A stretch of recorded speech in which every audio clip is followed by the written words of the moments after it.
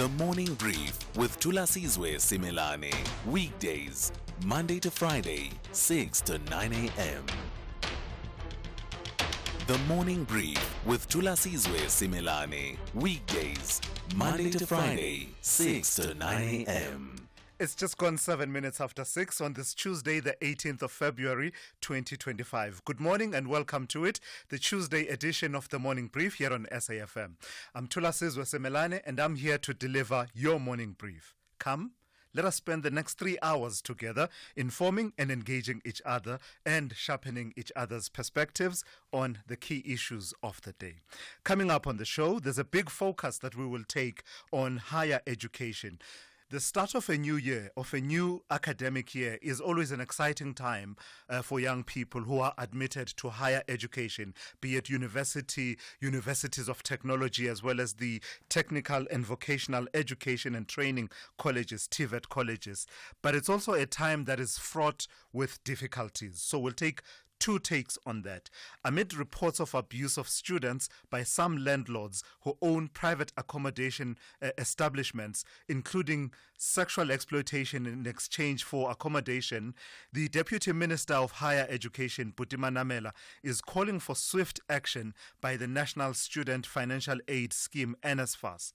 But as you and I know, and as we've reported on this show a few weeks ago, the situation that students face at the start of the year is further complicated by the amounts that NSFAS itself is said to owe private accommodation providers, and we're told this runs into the tens of millions of rand. So at 6:45, I'll be in conversation with Dr. Karen Staden, the new NSFAS board chairperson. 6:45 or thereabouts. That's the one take. The second take we will have on this issue, speaking of debt, the mountain of debt that students owe universities is an age-old and increasingly deeper crisis in the higher education sector. So some estimates place the unpaid student debt as high as 17 billion rand and growing. So the EFF in Parliament recently indicated that it would introduce a private member's bill that would provide for a write-off of student debt and enable those students whose academic qualifications have been withheld by institutions for non-payment or who are barred from being able to register for further study. So it would enable those whose qualifications have been withheld to get their degrees and diplomas if this bill were to pass through Parliament.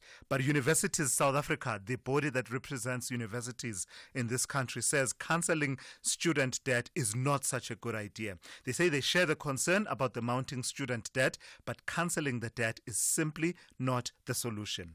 Its CEO, Universities South Africa's CEO, will tell us why, and that interview is coming up at about 20 to 7 this morning.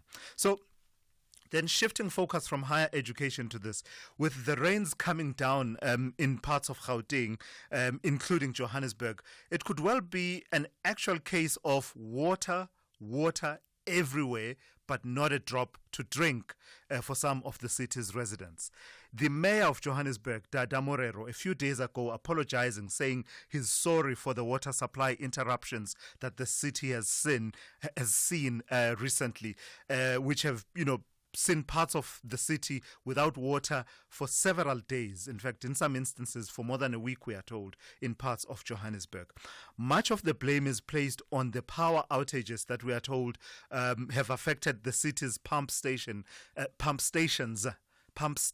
including Eikenhof in the south of Johannesburg. But does that really fully account for what is now clearly a crisis in the city of Johannesburg? And what about this undertaking that water will be restored within 7 days? So we'll have a focus on that story at the top of 7. Still in that hour, just after 7 a.m., did you see the appalling videos of those men being tortured and sexually assaulted at the Zanzo nightclub in Pretoria? Well, it's truly despicable conduct, and that's an understatement, really. And make no doubt, the torture of those men is one thing, but you also have a situation where some of the conduct depicted in those videos actually constitutes crimes in terms of the Sexual Offences Act. So it fits in with definitions of certain crimes: sexual assault, sexual penetration, forced sexual penetration, all of those in terms of the definitional elements of those crimes in the Sexual Offences Act. You will find that we're dealing with some of those being crimes in terms of that. We'll bring you more on that story just after 7 a.m. And I must say, just as a passing comment, that you did see protests by the EFF supporters around that, and you did see the disgust with which South Africans have responded to that incident. It's one of those instances where it's one of the dark moments in terms of, justice and the treatment of people in this country, but also at the same time, it affirms our shared humanity and our belief that no one should be treated in that kind of way, and also upholds the values that we hold so dearly in our society. And the explanation by Zanzo management, the less said about it, the better. I don't have time to go into it, but basically they were saying that these are historical videos, and the contract of the security guards involved was terminated. Hello? You're dealing with crimes here that were committed and that should have been reported. So it's good to see South Africans absolutely pushing back and rejecting this kind of conduct against people, and hopefully justice will be carried out, and quite swiftly. Of course, we have all of your regulars locked and loaded for you once again this morning. And Musa with your news updates every half hour. Rob Byrne with your traffic every 15 minutes or so. Zaikan is watching your sport throughout the morning. Dauleng Lechela has your economics, business and market news covered. And Sipho Mantula with your Africa update just before 8 a.m. Your calls throughout the morning, the numbers to dial 086 000 2032. Your WhatsApp voice notes, please send those to 061 410 4107.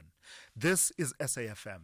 We are leading the conversations that move us. The first hour of the Tuesday edition of the Morning Brief starts now. The Daily News Diary on SAFM. And good morning to you. Good morning, Thulas. Yeah, that appalling video, those videos out of Zanzo Terrible. nightclub. Terrible.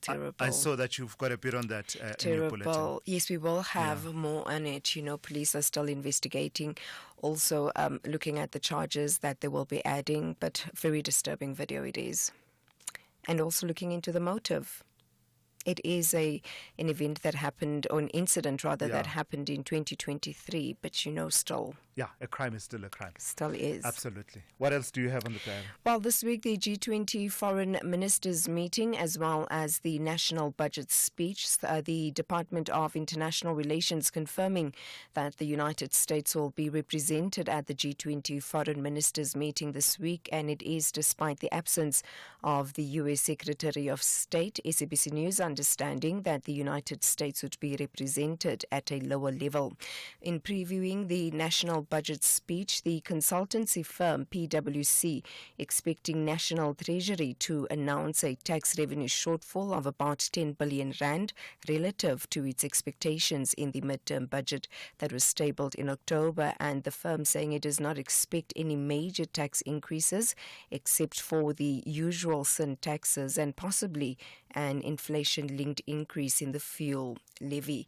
And as the finance minister prepares to table the 2025 budget statement, concerns are being raised about the country's state-owned enterprises and their constant need for support. The South African Nuclear Energy Corporation announcing the rollout of 6 high-impact programs on nuclear power generation. This as the entity looks to move from a stable operation to growth. And the ANC's KwaZulu-Natal and Gauteng provincial executive committees are reportedly deeply divided as the party resumes its engagements to discuss the future of its leadership structures in Cape Town. In court today, the Northern Cape High Court expected to hand down a sentence to the 27-year-old Itumeleng Machabe, who was found guilty last week of the murder of an 11-year-old girl who was kidnapped and raped in Kimberley in 2022.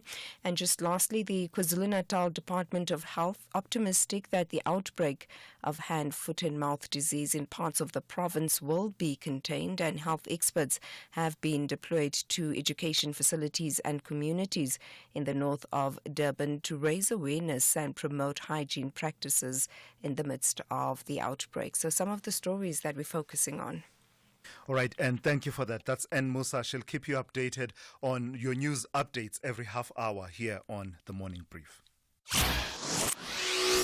Thulasizwe Simelane on SAFM. So quite a lot going on in terms of the weather this morning.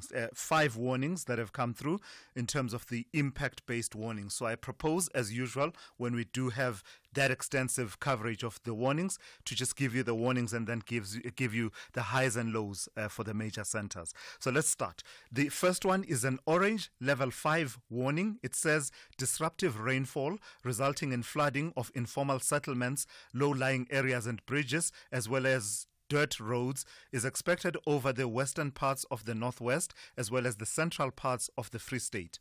Second, yellow level 4 warning, disruptive rainfall resulting in flooding of informal settlements, low-lying areas and bridges as well as dirt roads expected over the northeastern parts of the northwest as well as the northern parts of Gauteng. A yellow level 2 warning says disruptive rainfall resulting in localized flooding of informal settlements, low-lying areas and bridges as well as dirt roads expected over the southeastern parts of the northwest, southern parts of Gauteng as well as the eastern parts of Mpumalanga in the Free State. Then you have a yellow level 2 warning. It says severe thunderstorms resulting in localized damage to infrastructure, settlements, both informal and informal settlements, property, vehicles, livelihood and livestock, as well as localized flooding of susceptible roads, low-lying areas and bridges over the eastern parts of the Eastern Cape. And then lastly, a yellow level 1 warning says damaging winds resulting in difficulty in navigation at sea between Lambert's Bay and Cape Agalas. So that is expected in those areas. So the highs and lows for this morning then: Pretoria 16 to 22, Johannesburg 14 to 21, Mbombela 17 to 24, Polokwane 16 to 24, Mahikeng 16 to 21. Bloemfontein 17 to 22, Kimberley 18 to 26, Uppington 20 to 34, Cape Town 19 to 26, George 16 to 24, Gqeberha 20 to 25, East London 22 to 28, Durban 23 to 28, Richards Bay 24 to 29, and finally Pietermaritzburg 18 to 27. With Ford's Blue Sky offers, get a new Ranger XL from just $5,899 per month, including our optional service plan, only when financed through Ford Credit. 10% deposit, primeless 4.75%, 40% residual. Visit your trusted Ford dealer today for Blue Sky offers, where our Ford Family Guarantee comes standard. Limited time offer while stocks last. Ford Credit is a registered credit provider and an authorized financial services provider. T&Cs apply. Fizzy drinks and fruit juices can make our children sick. Sugar is dumped into their bodies with every sip, which could lead to obesity, heart disease, and diabetes as they age. We must protect them from drinks high in sugar. Demand a stricter health promotion levy now. Sign the petition on heala.org. That's HEALA.org. Worldview Update, bringing you closer to international or global news. I promise you, I'm trying to give you a break from Trump, but there are some issues that are not necessarily about him, but are worth discussing from some of what he has said recently. So, as the U.S. President Donald Trump continues to share his aspirations to purchase Greenland, a Republican congressman from Georgia has introduced a bill to the House of Representatives that would give a new name to the island. Earl Carter, known as Buddy, introduced the bill that seeks to rename the island from Greenland to a more colorful red, white, and blue land. and that bill was introduced last week. Trump says he believes the U.S. will gain control of Greenland after showing renewed interest in acquiring the autonomous Danish territory in recent weeks. Let's bring in John Strimlau, who is a Wits University honorary professor of international relations. Good morning to you, and thank you for your time once again. Why Greenland? Why Greenland? It's a good question, Thulasizwe, but I can't answer the question. But it's not the first time.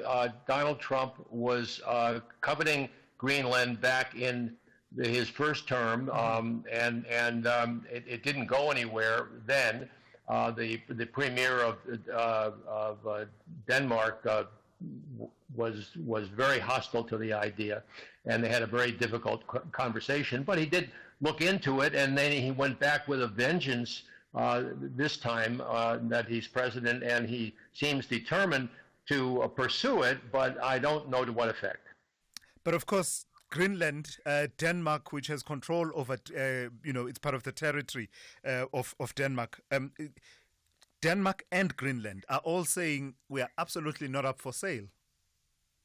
Yes, they are. They are, and he doesn't take no for an answer because he's a real estate developer. But it's worth reflecting on the differences of Greenland from the rest of the world. I mean, it's twice the size of South Africa, but it's got 1,000 times. South Africa's got 1,000 times the number of people there. There are only 60,000 people, and they have become dependent on their relationship with Denmark, but they are a semi-autonomous territory and govern themselves within limits. But you couldn't write this script if you had to. No, you couldn't. Yeah. And the reference to the red, white, and blue territory, the same Republicans know full well that Denmark, if it was to become the 51st state, would be a blue state and would give the Democrats 2 senators, which they can't afford to do. So it's patently ridiculous, and that it's a sideshow. The U.S. has a base in Greenland, and has had one since the end of the Second World War. And it's really very perplexing why Donald Trump is making so much noise about this. So, Prof, I had to do a bit of a search because I had to remind myself and try and figure out strategically, perhaps, and what geographically could be behind all of this. Could it be, and this is you and I perhaps trying to understand, trying to find reason within what doesn't seem to be reasonable. Could it be about a race for control for the Arctic?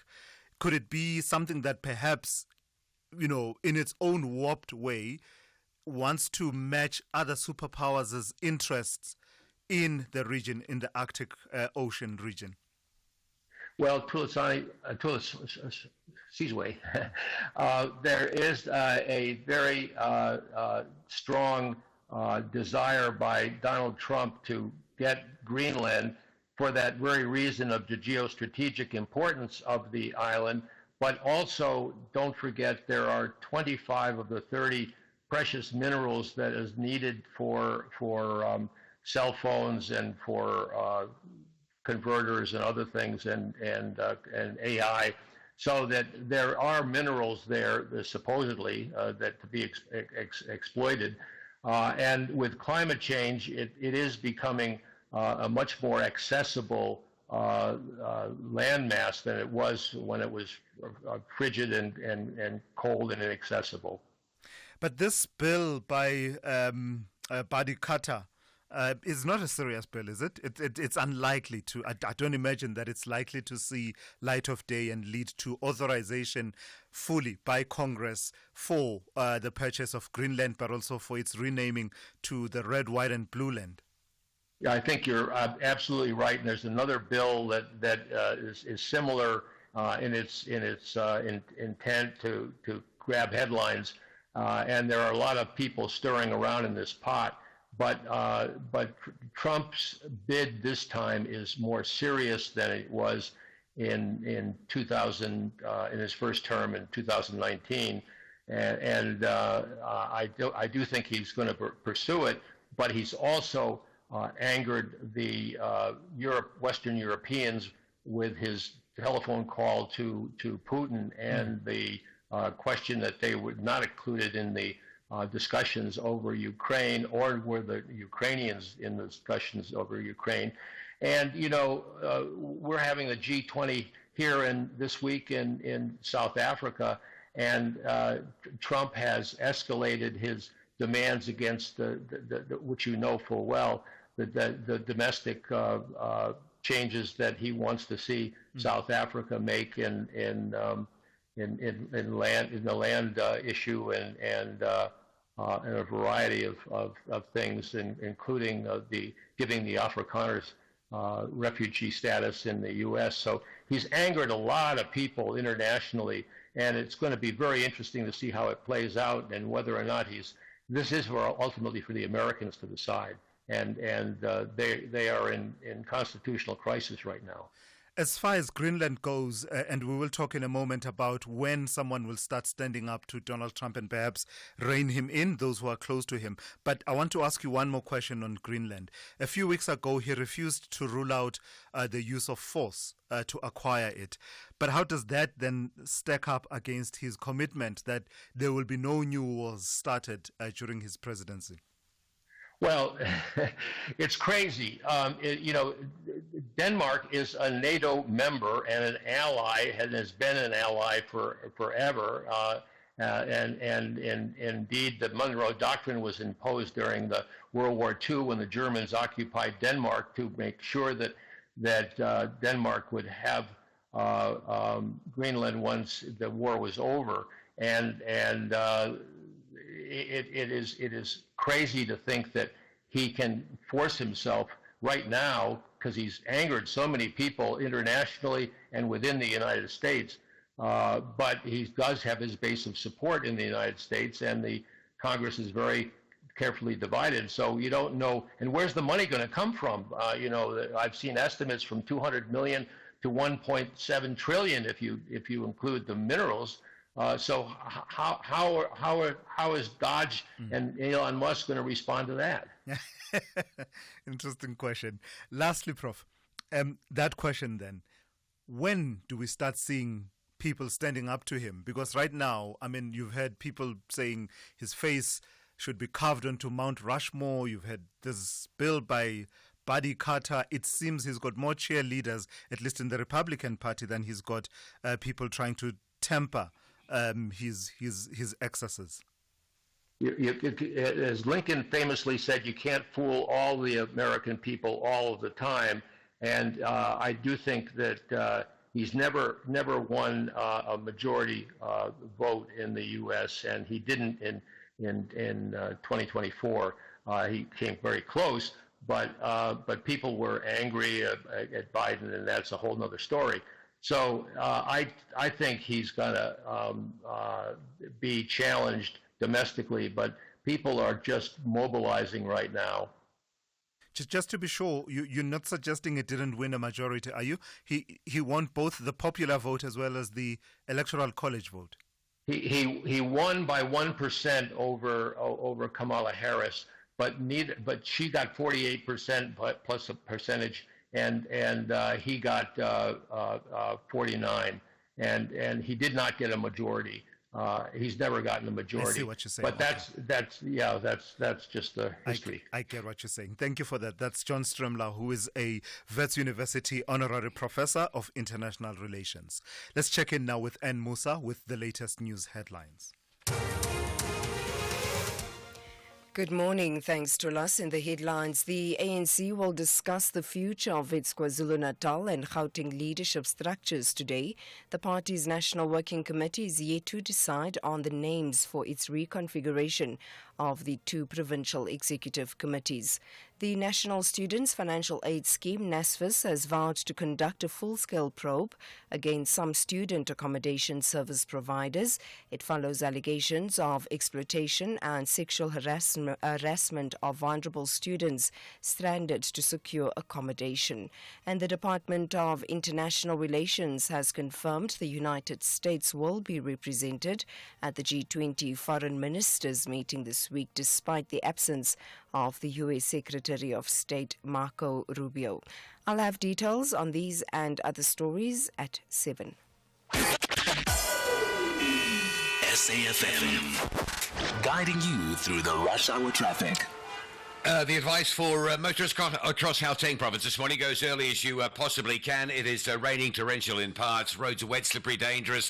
Flooding, surface water, standing water, fallen trees, and of course the usual traffic light chaos in the rain. Give you an example of that chaos. We all know about the four-ways drama with traffic lights this morning. Winnie Mandela, Monte Cassino, and Winnie Mandela and Leslie are down. So some very heavy traffic. I mean, they're always down, the Leslie ones, but it's the Monte Cassino ones that are out as well. So it's a double whack as you come from Vickoppen down towards the M1 highway. The highways themselves much busier than normal. The R59, day 2, of big delays coming up from Clip River Drive towards Michelle Avenue. The Mike 1 is standing from Uncle Charlie's N12 right through to Oxford Road, and a crash on the N3 North up at Van Buren, again causing big delays out of Germiston and Alberton. The first of today's broken down trucks is with us at Cliffdale. If you're going from Durban to Pietermaritzburg, you will join a queue that is backlogging very quickly down to Key Ridge. Overrunning roadworks from last night on the M4 at Jacobs. That's heavy. If you're in from the south coast on the N2, off-ramping onto the M4, it's a slow go up through a single lane section there. Cape Town fairly busy. Start to Tuesday, the N1 from Belleville to Sable Road, the N2 from Khayelitsha to Mowbray Main Road, both busy, full of peak time traffic heading to the CBD slowly. Rob Byrne, SAFM Traffic. This is SAFM Sport with Zai Khan. Hey, good morning to you, Zai. So Orlando Pirates are seeking to make it a hat trick of Nedbank Cup titles, but if they are to do that, the path goes through SuperSport United. Yes, Yeah? That's the hurdle they've got. And, Gavin Hunt could be out for revenge, or could it be the triple Pete that we're talking about? Yeah. It's all to play for, and it's going to be an exciting one. Even though some of the big guys avoided each other, this is the quarterfinal draw. Pirates facing that tricky test away at SuperSport United. And you know what? Gavin Hunt might have some other ideas. We'll see Kaizer Chiefs travelling to Stellenbosch FC. They're seeking a first trophy since 2015 to regain the Nedbank Cup for the first time in 12 years. Mamelodi Sundowns will face the winner of the last 32 tie between Royal AM and second-tier Milford FC, who then take on Sekhukhune United in the last 16. Now, the last of the quarterfinal ties will see the second-tier Durban City host the 2021 winners, Marumo Gallants. In the meantime, the Orlando Pirates coach Jose Rivero has reacted to the likelihood of facing PSL rivals Mamelodi Sundowns in the CAF Champions League quarterfinals, with both teams through to the last 8 of the premium continental competition. The Spanish mentor said it would be a catastrophe if drawn against the Brazilians. No, it's one of the 3 that we can get in that draw.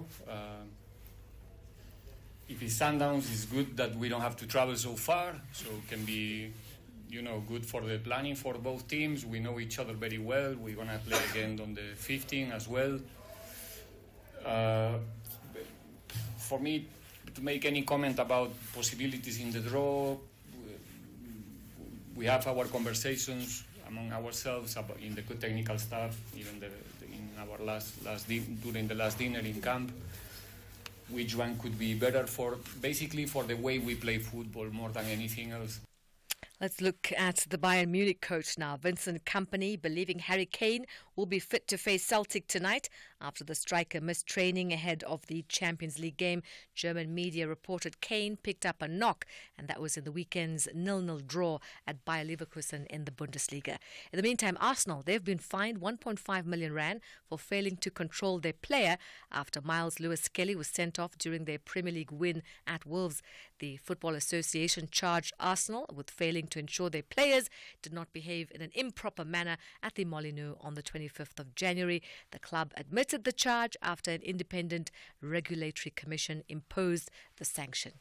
And tennis news. The Serbian tennis ace Novak Djokovic has said that many players in his sport have lost faith in anti-doping authorities after world number one Yannick Sinner was given a 3-month ban for traced amounts of closterbol in his doping sample. Djokovic said that there was a feeling in tennis that favoritism was being shown to the world's biggest stars. The majority of the players doesn't feel that it's fair. Majority of the players feel like there is favorism happening. It seems like it appears that you can almost affect the outcome if you're a top player, if you have access to the top lawyers. And, you know, right now, a ripe time for us to really address the system, because the system and the structure obviously doesn't work of anti-doping. And that's where we leave it for now. We'll bring you more sport, top of the hour. For SAFM, I'm Zai Khan. The Business Update on SAFM. Let's say good morning to Ndauling Lechela for the first update of the morning. Ndauling, finally, good on ya, mate, as they would say in Australia. I don't really do a great Australian accent, but they're finally joining the party in as far as cutting rates is concerned. That's right, Tula. So the decision really bringing Australia in line with other major global central banks that have been easing their monetary policies. The Reserve Bank of Australia reducing interest rates this morning by 25 basis points to 4.1%, marking its first easing since November 2020. Now, this rate cut is a response to softening inflation, which has given the RBA room to ease its policy. Australia's inflation rate has decreased to 2.4% over the 12 months through the December quarter, down from 2.8% in the previous quarter. The RBA aims to keep inflation within a target range of 2 to 3%. The decision was widely anticipated, with market expectations at 90% and economists from major banks predicting the cut. But some experts say the cut may be premature given the tight labor market and low productivity, as well as the global risks, including the impact Trump's tariffs could have on inflation and the trajectory of monetary policy over in the US. So the online fashion outlet Shein is set to list in London, but its valuation is under a bit of pressure. That's right, Tulas. And, you know, we've been going through a back and forth with Shein with its listing plans. Initially, it was supposed to list in the US, but it faced a lot of pushback there. And then it pushed its listing over to London, which was supposed to happen last year, but was delayed again. And it seems like this listing is going to be delayed as it faces pressure to reduce its valuation to around $30 billion as it prepares for that listing. Now, according to Bloomberg, the company's shareholders are pushing for an adjustment to help ensure a successful listing. Shein has been valued at $66 billion in its previous fundraising round in 2023, that was. But the company is now considering a reduction in its valuation amid growing headwinds. Earlier this month, Reuters reported that Shein was likely to cut its valuation to around $50 billion, nearly a quarter less than its previous valuation. The company's plans to list in London have also been delayed, with the Financial Times reporting that the IPO is now likely to take place in the second half of this year. The delay is attributed to US President Trump's move to close de minimis rules, which has impacted Shein's plans to go public in London. Now, the company had initially aimed to list in the first half of this year, pending approvals from regulators in the UK and China. All right, lastly, Ndauling, please give us our first roundup of market activity for the morning. So trend was quite thin yesterday as U.S. stocks were closed for President's Day, reflecting on local markets. The JSE starting the week on a sour note, closing mostly in the red. The all-share shedding 0.36%, fueled by losses in the Resources 10 complex, which lost close to 2.5% in yesterday's session. The rand, in the meantime, showing some weakness, but still stable as markets await the budget, which is said to be delivered tomorrow. It's sitting at 18.45 to the dollar this hour. Over in Asia, stocks mostly in the green following broadly positive cues from European markets as traders react positively to easing geopolitical tensions on that front. All right, talk to you a bit later. That's Ntauleng Lechela there. More of her insightful reporting on business, the economy and the markets coming through just after 7:30 here on The Morning Brief. V up your February with great value deals from Vodacom Business. Get the new Samsung Galaxy A16 on a Red Business 1.5 gig plan for 379 Rand per month over 24 months. Enhance your deal. Add 29 Rand extra per month over 24 months and get the Samsung Galaxy Fit 3. Available in-store and online. T's and C's apply. Further together. Vodacom Business. Day 15. Location undisclosed. Mood brave. Music Eye of the Tiger. Dear Diary, it's been 2 weeks of epic challenges against some of the most memorable and epic Survivor contestants. I have endured some harsh weather conditions, unbelievable drama, and these fire tokens have given me and the other contestants a second chance to stay in the game. Food. I feast on the defeat of my enemies. Vumi over there is busy planning and scheming, thinking that he can get me off the island. Never mind though. I will win this and take home $2 million. We're gonna be rich, Papa. Rich Kupiwana Bonani, are you doing that thing again? Come and get your dinner, Mr. Fake Diary Sessions. We're now on Survivor. Oh, the world will fall. Catch Survivor Season 40, Winners at War. Thursdays at 6 p.m. Starts 27 February on S3. Open up. Honey, what are you doing? I'm stretching for tonight. I thought you're not dancing at bachelorette parties anymore. Baby, we need the money to put Johnny through matric mos. And what's the police uniform for? The clients feel safer when I wear it. No, man, just sell your bucky to We Buy Cars. They give the best prices and they pay you within minutes. Okay, but can I just go and dance one more time, please? You know how much I love it. No, the buyer's already on his way here. Wow, okay. Strapped for cash? Just sell your vehicle to We Buy Cars. The easiest way to sell your car by far. Big stories of the day. Hashtag The Morning Brief. 17 minutes to 7 on this Tuesday. Universities South Africa says while it's concerned about the high amount of student debt owed to institutions of higher learning, cancelling it is not a solution. The organization says cancelling student debt would bankrupt its members. Thousands of students who owe institutions of higher learning have not been able to further their studies or access their qualifications. Let's speak now to Dr. Petiwe Matutu, who is the CEO of Universities South Africa. Doc, good morning and thank you for your time. So if we all agree that student debt has reached unsustainable crisis levels, why is debt cancellation not an option worth exploring? All right, I think we lost Dr. Matutu. Okay, we've got Dr. Matutu back. That's why you were hearing that ringing tone. Dr. Matutu, thank you for joining us. So if we all agree that student debt has reached unsustainable levels and it's a crisis in this country, why is cancelling that debt not an option worth exploring? Dr. Matutu? I think it depends on what you mean by debt cancellation. Yeah. You mean that... What would that mean? Well, what do you mean by that? In the form that has been proposed by the EFF in Parliament, there would be this bill, hopefully then, the EFF hopes that would get the support in Parliament and become an act such that those students, for instance, who can't access who have their degrees and certificates and diplomas withheld, those would be able to access that. Those who need to re-register would then be allowed to re-register without having to pay the debt that they owe. Oh, I see. Okay, that is that is different. Fortunately, I sat next to an EFF advisor. One thing that is not coming true, actually, it's a researcher. One thing which is not coming true is that government would have to pay that debt. That is my understanding of what they are saying from the explanation that he gave. In that case, then I don't have a problem with debt cancellation if someone else is going to pay for the debt. I see.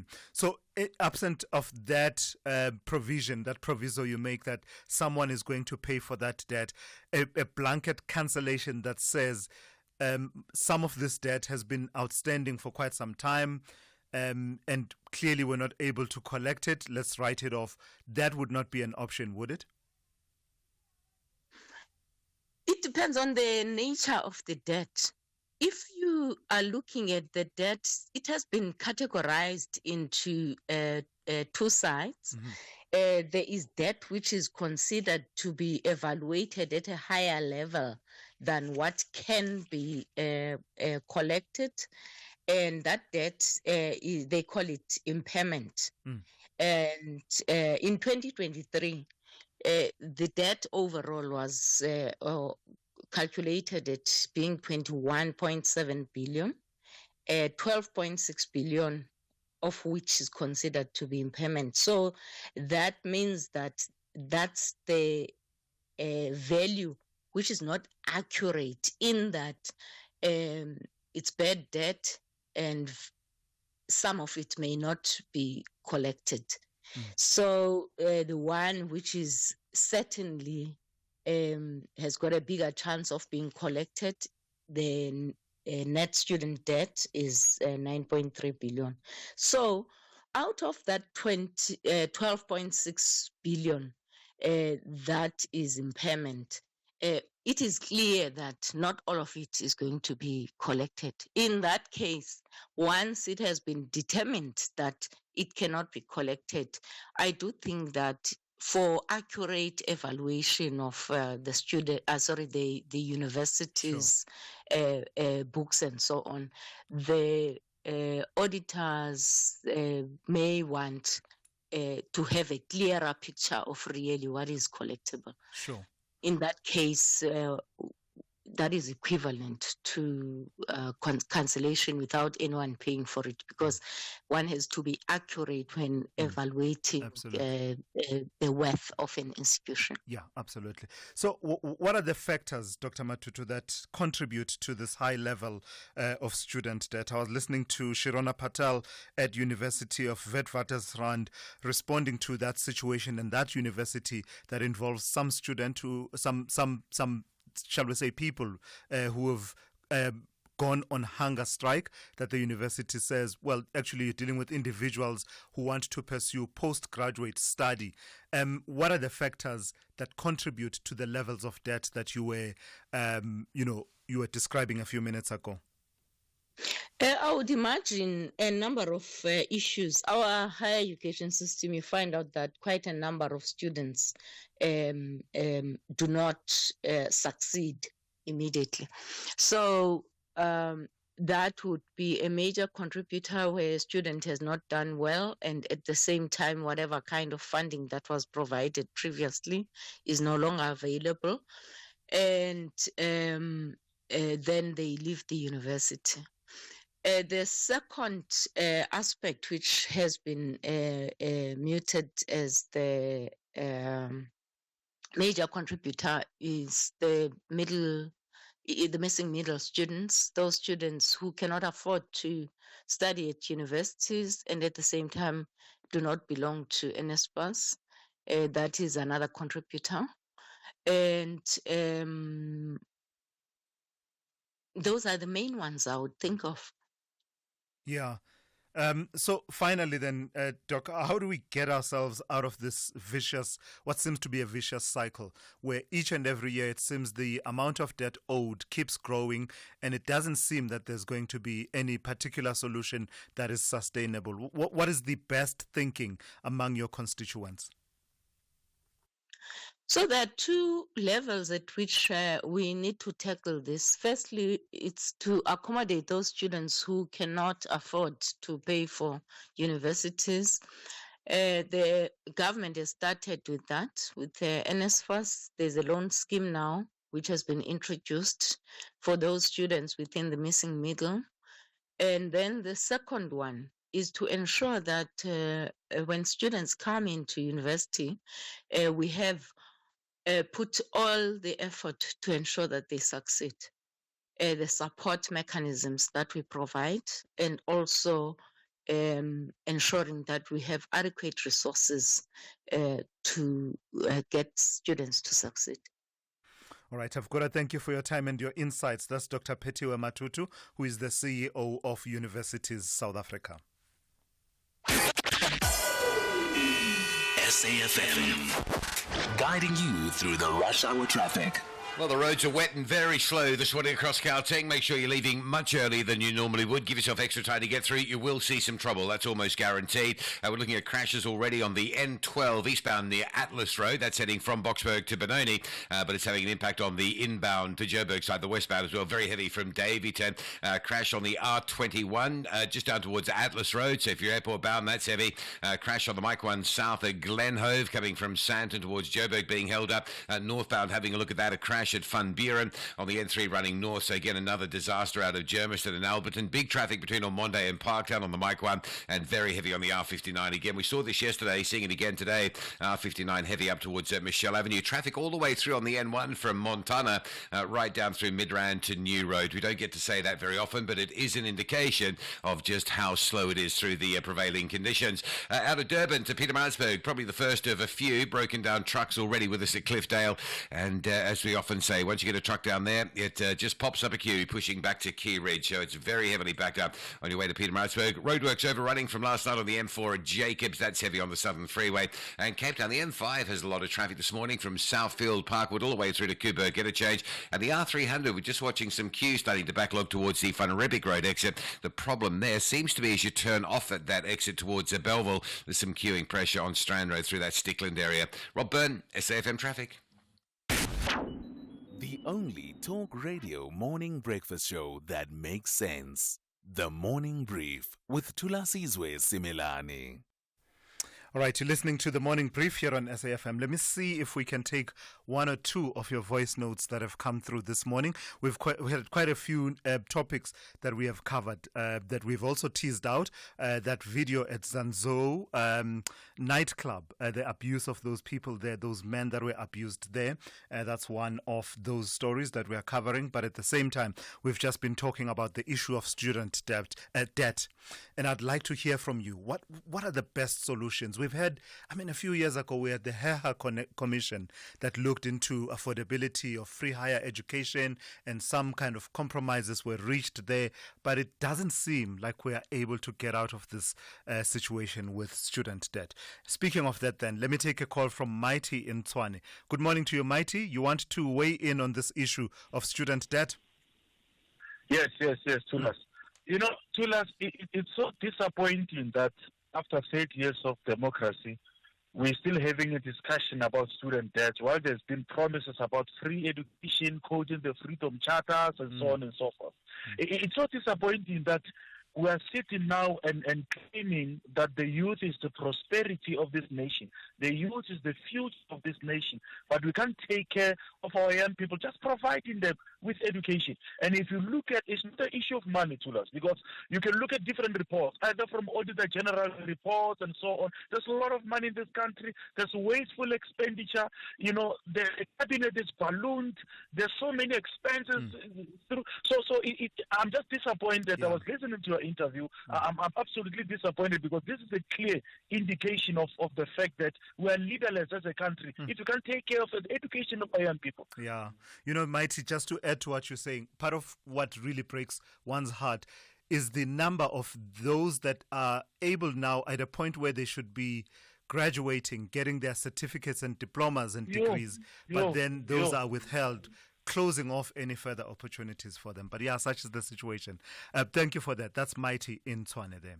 All right, let's stick with the theme of higher education. The Deputy Minister of Higher Education and Training, Buti Manamela, is condemning reports that some landlords exploit vulnerable students by asking them for sexual favors in exchange for accommodation.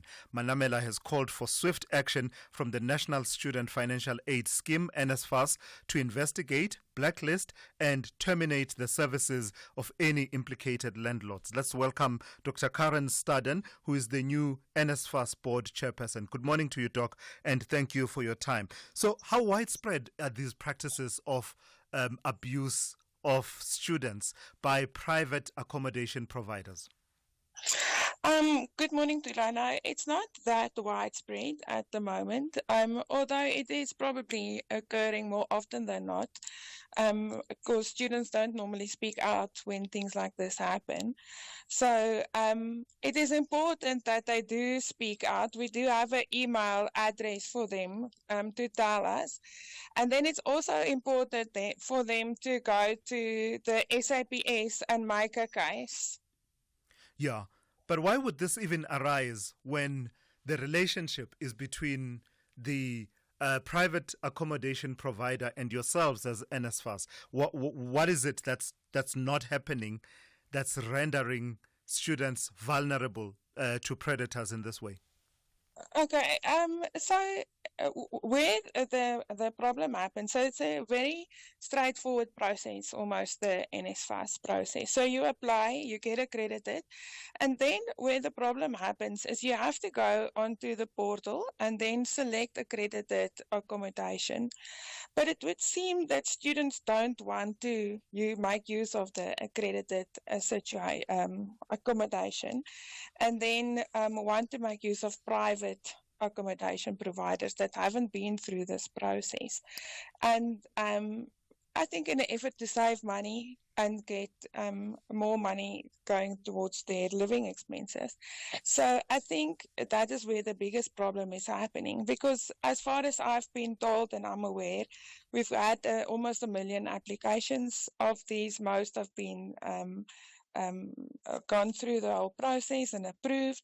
So students now just need to select for this accommodation, and once it's been allocated, arrive. And the accommodation is safe. There's 24 hours electricity, it's warm water, everything. So I do think that's where the problem lies. So just to be sure I understand you correctly, you believe that many of these incidents occur outside of the accredited accommodation providers that you work with?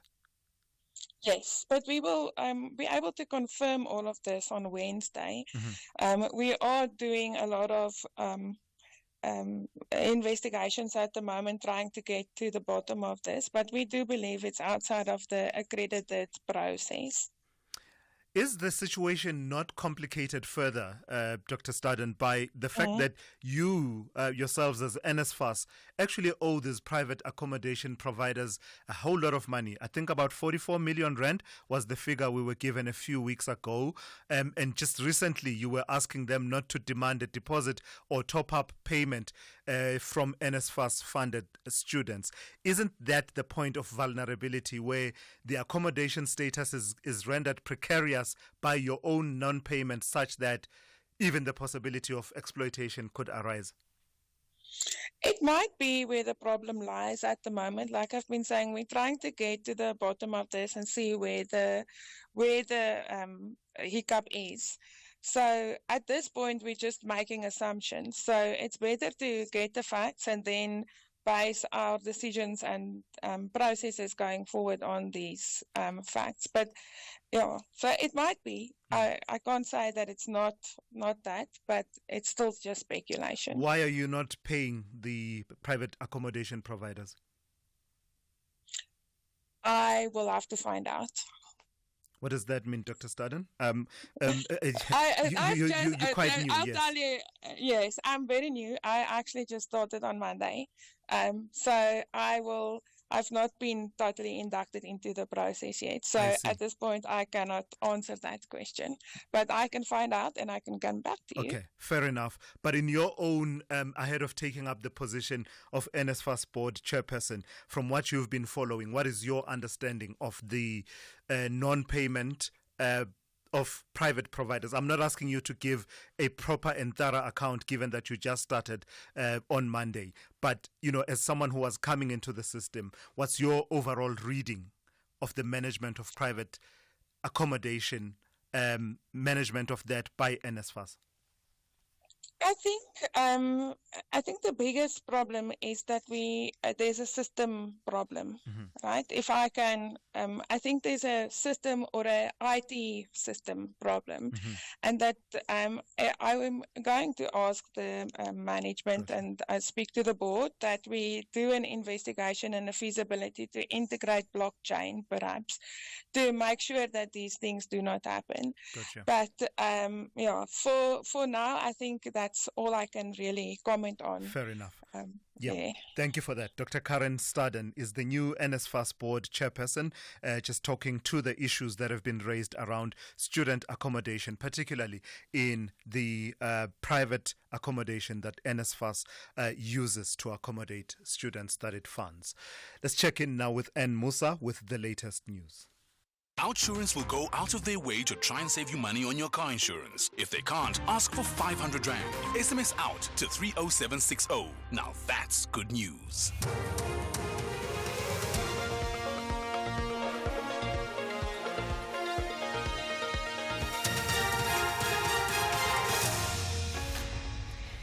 In our top stories, ANC to discuss KZN and Gauteng leadership structures and NSFAS to probe harassment allegations at accommodation providers.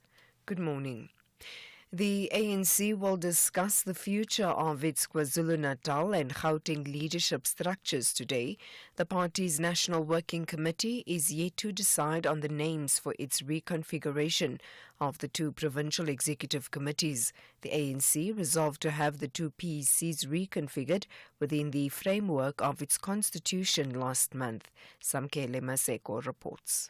The ANC leaders, they are saying that the current officials that are there within the party for the position of coordinator and convener, none of them will be effectively chosen. They may be chosen as deputy convener, deputy coordinator, fundraiser, or additional members of the interim provincial structures that will be constituted. So the debate is going to be around that particular issue, particularly noting the high contestation that is there on this particular issue that is being modeled around the factional lines of 2027.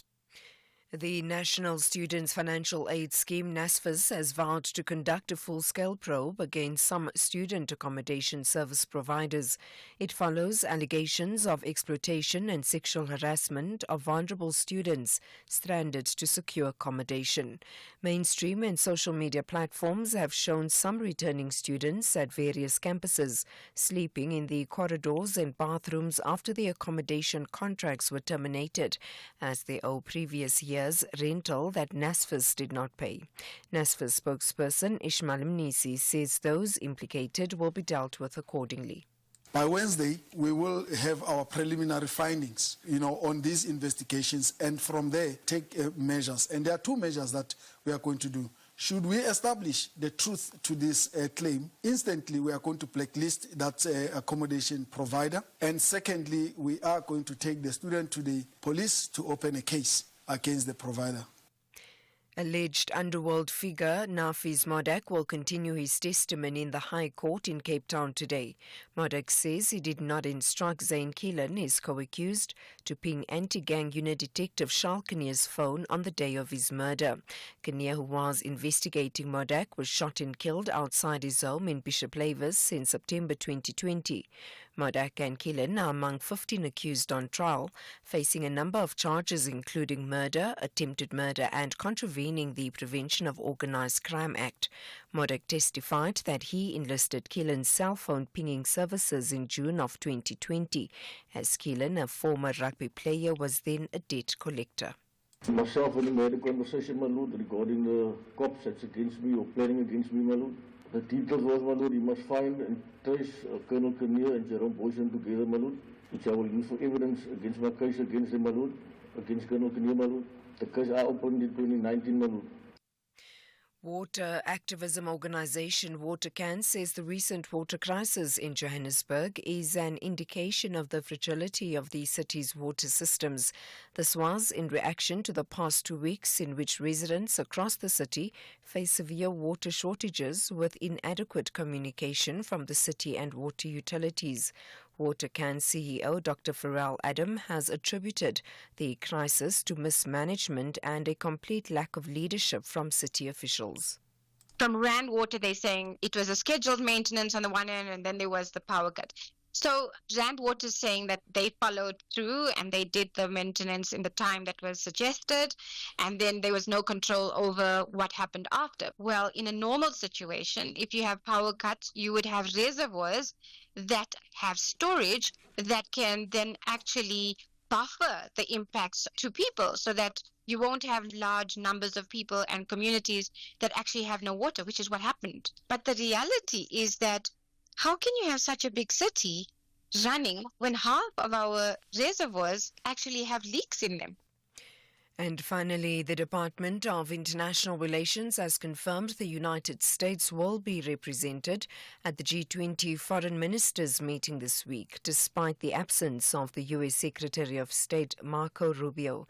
DIRCO also confirmed the U.S. Treasury Secretary Scott Bessent would attend the G20 Finance Ministers meeting in Cape Town next week. Showan Bryce Peace reports. After accusing South Africa of anti-Americanism, Rubio said he would not attend the G20 Foreign Ministers meeting in Johannesburg. But SABC News understands that the United States would be represented at a lower level. DIRCO has also confirmed the attendance of U.S. Treasury Secretary Scott Bessent when G20 finance ministers and central bank governors convene in the mother city from February 26th, while we await further confirmation from officials in Washington. U.S. President Donald Trump will assume the presidency of the group once South Africa's term expires at the end of November. Recapping the top story, the ANC will discuss the future of its KwaZulu-Natal and Gauteng leadership structures today. The party's National Working Committee is yet to decide on the names for its reconfiguration of the two provincial executive committees. For SFM News, I am Anne Musa. Those were the top stories for this hour. Don't miss out on a possible car insurance saving. SMS out to 30754 for a quote. Outsurance, where you always get something out. This month, don't just treat yourself to some chocolates. You could also treat yourself to some great car insurance savings. Get a quote, and if Outsurance can't beat your car insurance premium, ask them for 500 Rand cash. And make that 1,500 Rand cash if you've been claim-free and with the same insurer for 3 years. Get monthly savings on your car insurance or cash in your pocket. SMS out to 30754. That's out to 30754. With Outsurance, you always get something out. A licensed insurer and FSP. T's and C's online. SAFM, guiding you through the rush hour traffic. Plenty of crashes, not surprising, across Gauteng this morning. Given the wet weather conditions, there'll be a lot more still to come. The N12 has a crash at Atlas Road, causing a massive delay in from Davyton through Benoni to Boksburg, and a backlog from Boksburg to Benoni. Crash on the Mike 1 around Glenhove Road, southbound. That's pretty heavily back coming through Buccleuch, Woodmead, Sandton, in towards that Melrose area. Northbound getting caught, having a look, so delays from Ormonde right through to Sandton. There's also just a whole pile of pressure on the highways because of the wet weather conditions. The N3 from Germiston right through to Buccleuch. The N1 is just sluggish from Montana right through to Buccleuch this morning. Pretoria right through Midrand into Joburg, traffic all the way through. Just give yourself a ton of time to get through, leave early.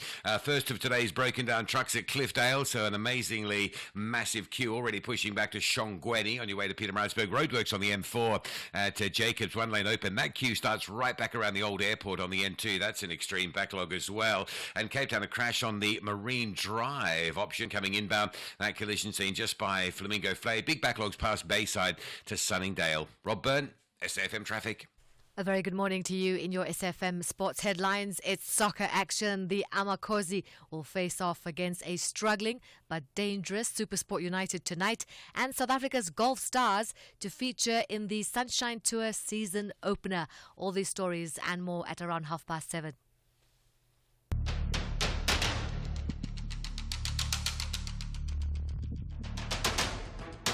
The Morning Brief with Thulasizwe Simelane. Weekdays, Monday to Friday, 6 to 9 a.m. The Morning Brief with Thulasizwe Simelane. Weekdays, Monday to Friday, 6 to 9 a.m. 10 minutes after 7 on this Tuesday. Here's what's coming up over this hour. We'll tell you more details about the videos emerging out of the Zanzu nightclub in Pretoria, where we saw videos showing a group of men that were actually being assaulted, tortured, and forced allegedly by the nightclub bouncers to perform sexual acts. Athlenda Mate, the Colonel Athlenda Mate of the SAPS on standby to talk to me about that. We'll also focus on Johannesburg's water crisis, as well as the apology by the Mayor Dada Morero and the undertaking that water will be restored within 7 days. We'll be focusing on that within this half hour. And then we'll also bring you a story, a follow-up on the drilling of a borehole in the area in Johannesburg between Park Station and Rosebank Station of the Gautrain that has disrupted the services around that area. In all of this, your calls always welcome. Give me a call on any of these issues and others that we have covered, or anything that's on your mind this morning. The number to dial 086 000 2032. Your WhatsApp voice notes 061 410 4107. This is the second hour of the morning brief here on SAFM. Hey there! Need to know your TV license balance but don't want to wait? No sweat!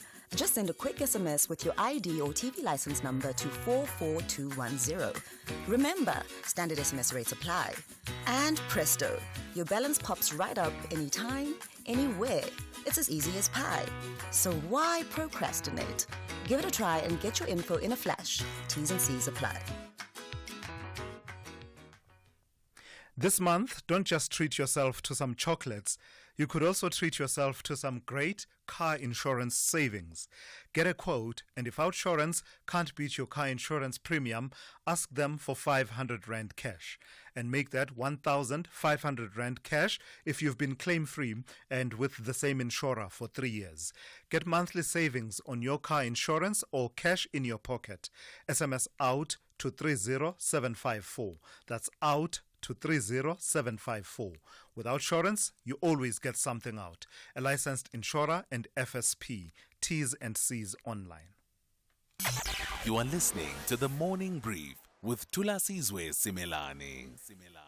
So let's start this hour with this story then. Gauteng police are investigating crimes including compelled rape, crimen injuria, kidnapping and assault. This after the emergence of appalling videos showing a group of men allegedly being assaulted, tortured, and being assaulted, tortured, and forced allegedly by Zanzo nightclub bouncers to perform sexual acts. Let's speak now to Colonel Athlenda Mate, who speaks on behalf of the SAPS. Good morning to you, Colonel, and thank you for your time. So, what do we know? What have we been able to establish around these videos and the incidents behind them? Well, a very good morning and thank you for the opportunity. What we've been able to establish is that this particular incident happened in January 2023. But let me also commend the speed at which these victims responded and cooperated. We made a call yesterday at around 4 o'clock in the afternoon for these victims to come forward to assist us with the case that we had opened on their behalf and registered. And by the evening, within 3 hours, they had reported to the Brooklyn police station, and we took down their statements. They narrated what exactly happened on that particular evening. So according to these three victims, who are friends, they were 5 at the time, and they went to this particular nightclub to go and have fun. A dispute arose between them and the bouncers and the manager. They were then forced to a storeroom of this particular establishment where they were assaulted. They were instructed to insert alcohol bottles into their private parts and forced to also perform sexual acts on themselves. So as the police, as you've rightly indicated, we have opened a case of compelled rape in which the inserting of these alcohol bottles into their private parts is seen as is viewed as rape, and then also criminal injuria in which they were unlawfully, intentionally, and seriously, these suspects rather seriously impaired the dignity of these 5 victims. So we are awaiting the 2 other victims to come forward so that we can also take down their statements. Have you been able to effect any arrests? At this stage, we are at this stage looking for 8 foreign nationals that are alleged to be have taken part in this torture of these victims. We are visiting the establishment today to source more information, evidence, and on the whereabouts of these particular suspects. We're also going to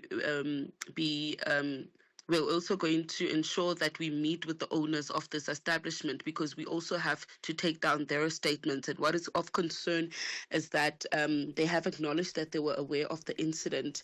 And from where we are sitting, we would have expected of responsible business owners to immediately report this kind of criminality to the police. So we are also looking at the failure of the owners to report such an incident that took place on their establishment. How are you treating the owner? Is the owner treated as perhaps one of the suspects, or does it end there with the failure to report the commission of a crime on your establishment? Look, we are still investigating.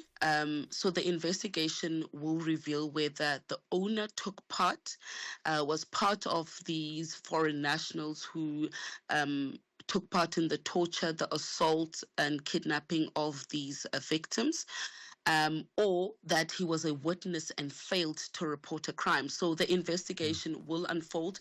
It will lead us into the right direction on what type of action should be taken against those involved. What about the man who has come forward on social media saying that he's the one who distributed these videos, and in fact, this was par for the course, this was standard practice?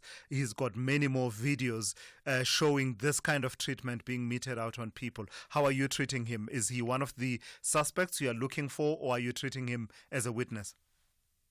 Look, at this stage, the actions that are depicted in the video contravene the Poppy Act, in which this person displayed and distributed the faces and bodily features of the victims. So at this stage, he has contravened the Poppy Act.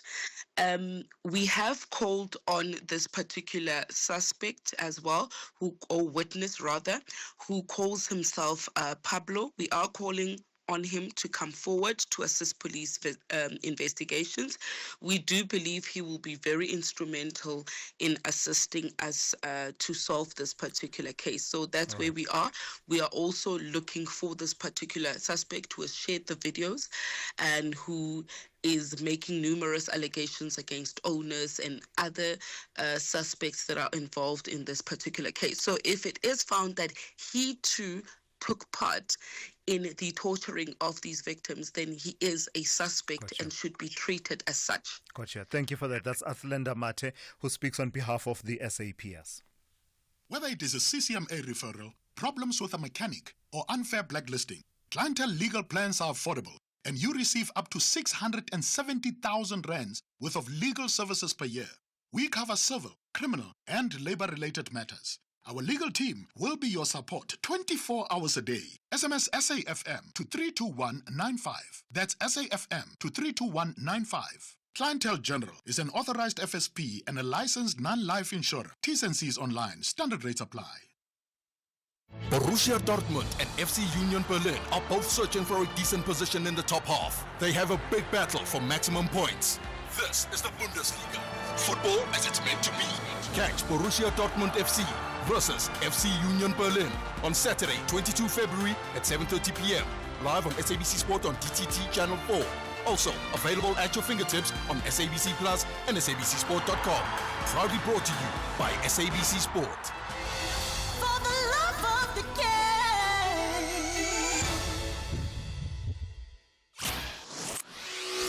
Thulasizwe Simelane on SAFM.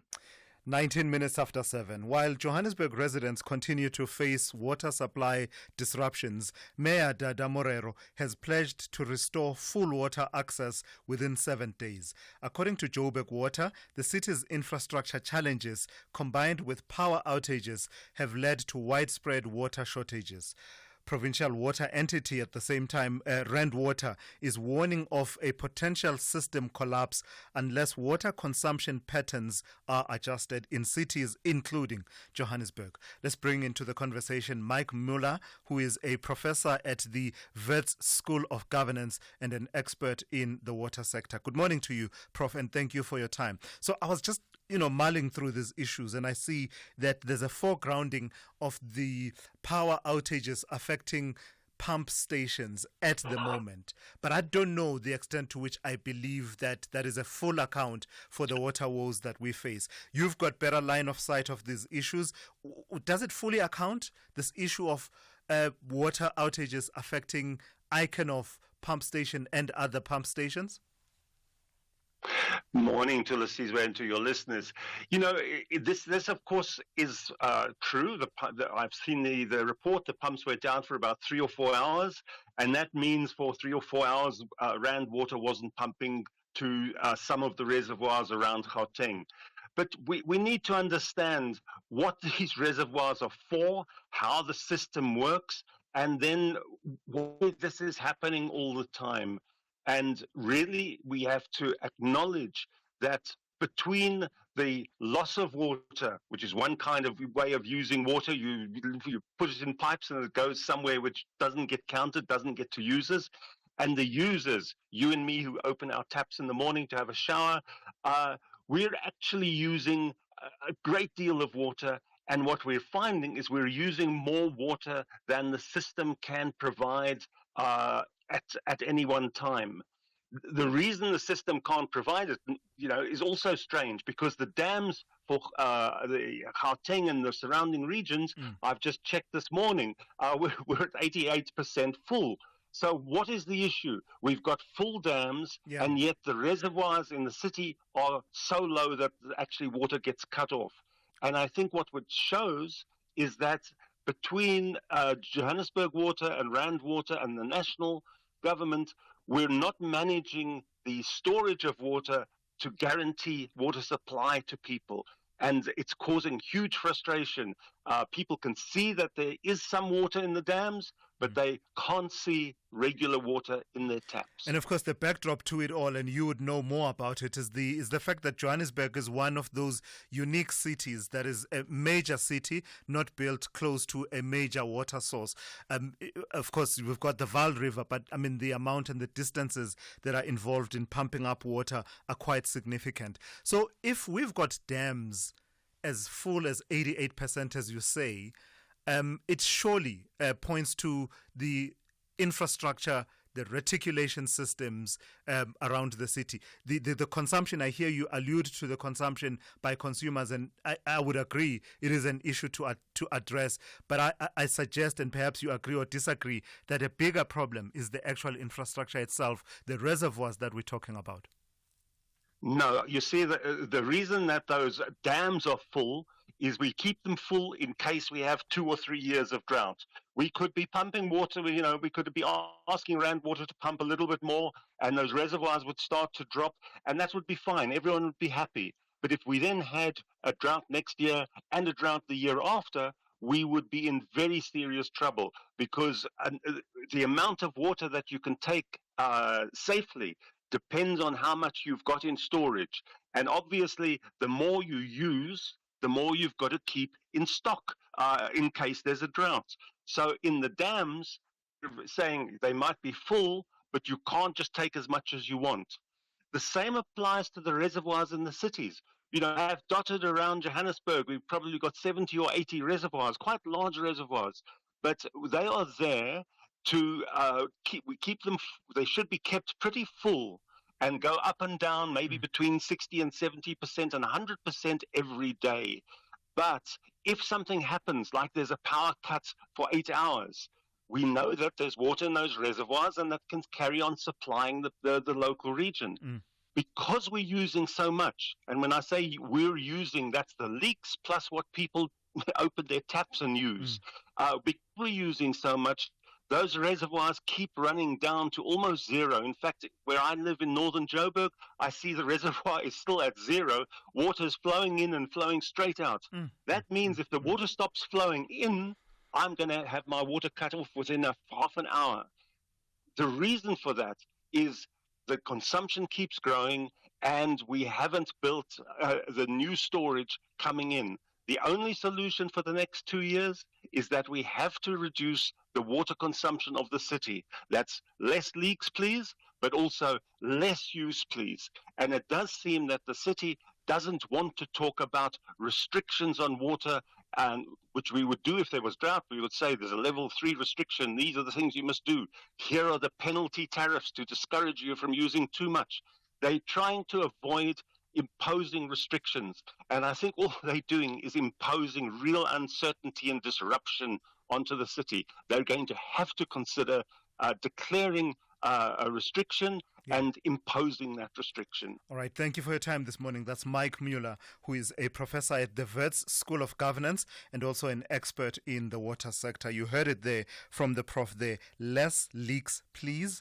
Less use, please. And that's about the theme, really, for the next few years. Well, let's take the conversation forward in a related issue. The Gautrain services have been disrupted between Park Station and Rosebank stations in Johannesburg due to water and soil seepage into a tunnel. This was reportedly caused by illegal drilling on private property above the tunnel. The Gautrain Management Agency says the drilling was not approved and it is investigating the issue. Let's speak now to Aisha Laher, who is the director of AHL Water and also a water expert. Good morning to you and thank you for your time. How is this possible that a person on their private property could drill for a borehole and end up with this kind of impact that allows for water and soil seepage into a tunnel that deep? Morning to Thulasizwe and your listeners. So to respond to that, I would say that the responsibility of drilling a borehole on a private property remains at the onus of the house owner. So if you have not done due diligence and appointed a suitably qualified borehole driller, this is the consequence.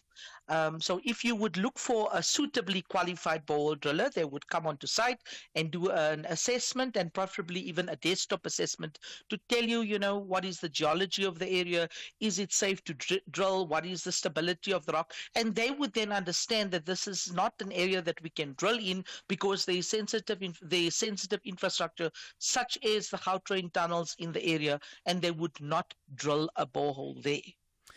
Would that area, that private land under which a tunnel like the Gautrain runs, be subject to a servitude such that even the owner should know that, I sit above this kind of infrastructure and therefore there's a limitation in the extent to which I can exercise my rights of ownership on the property?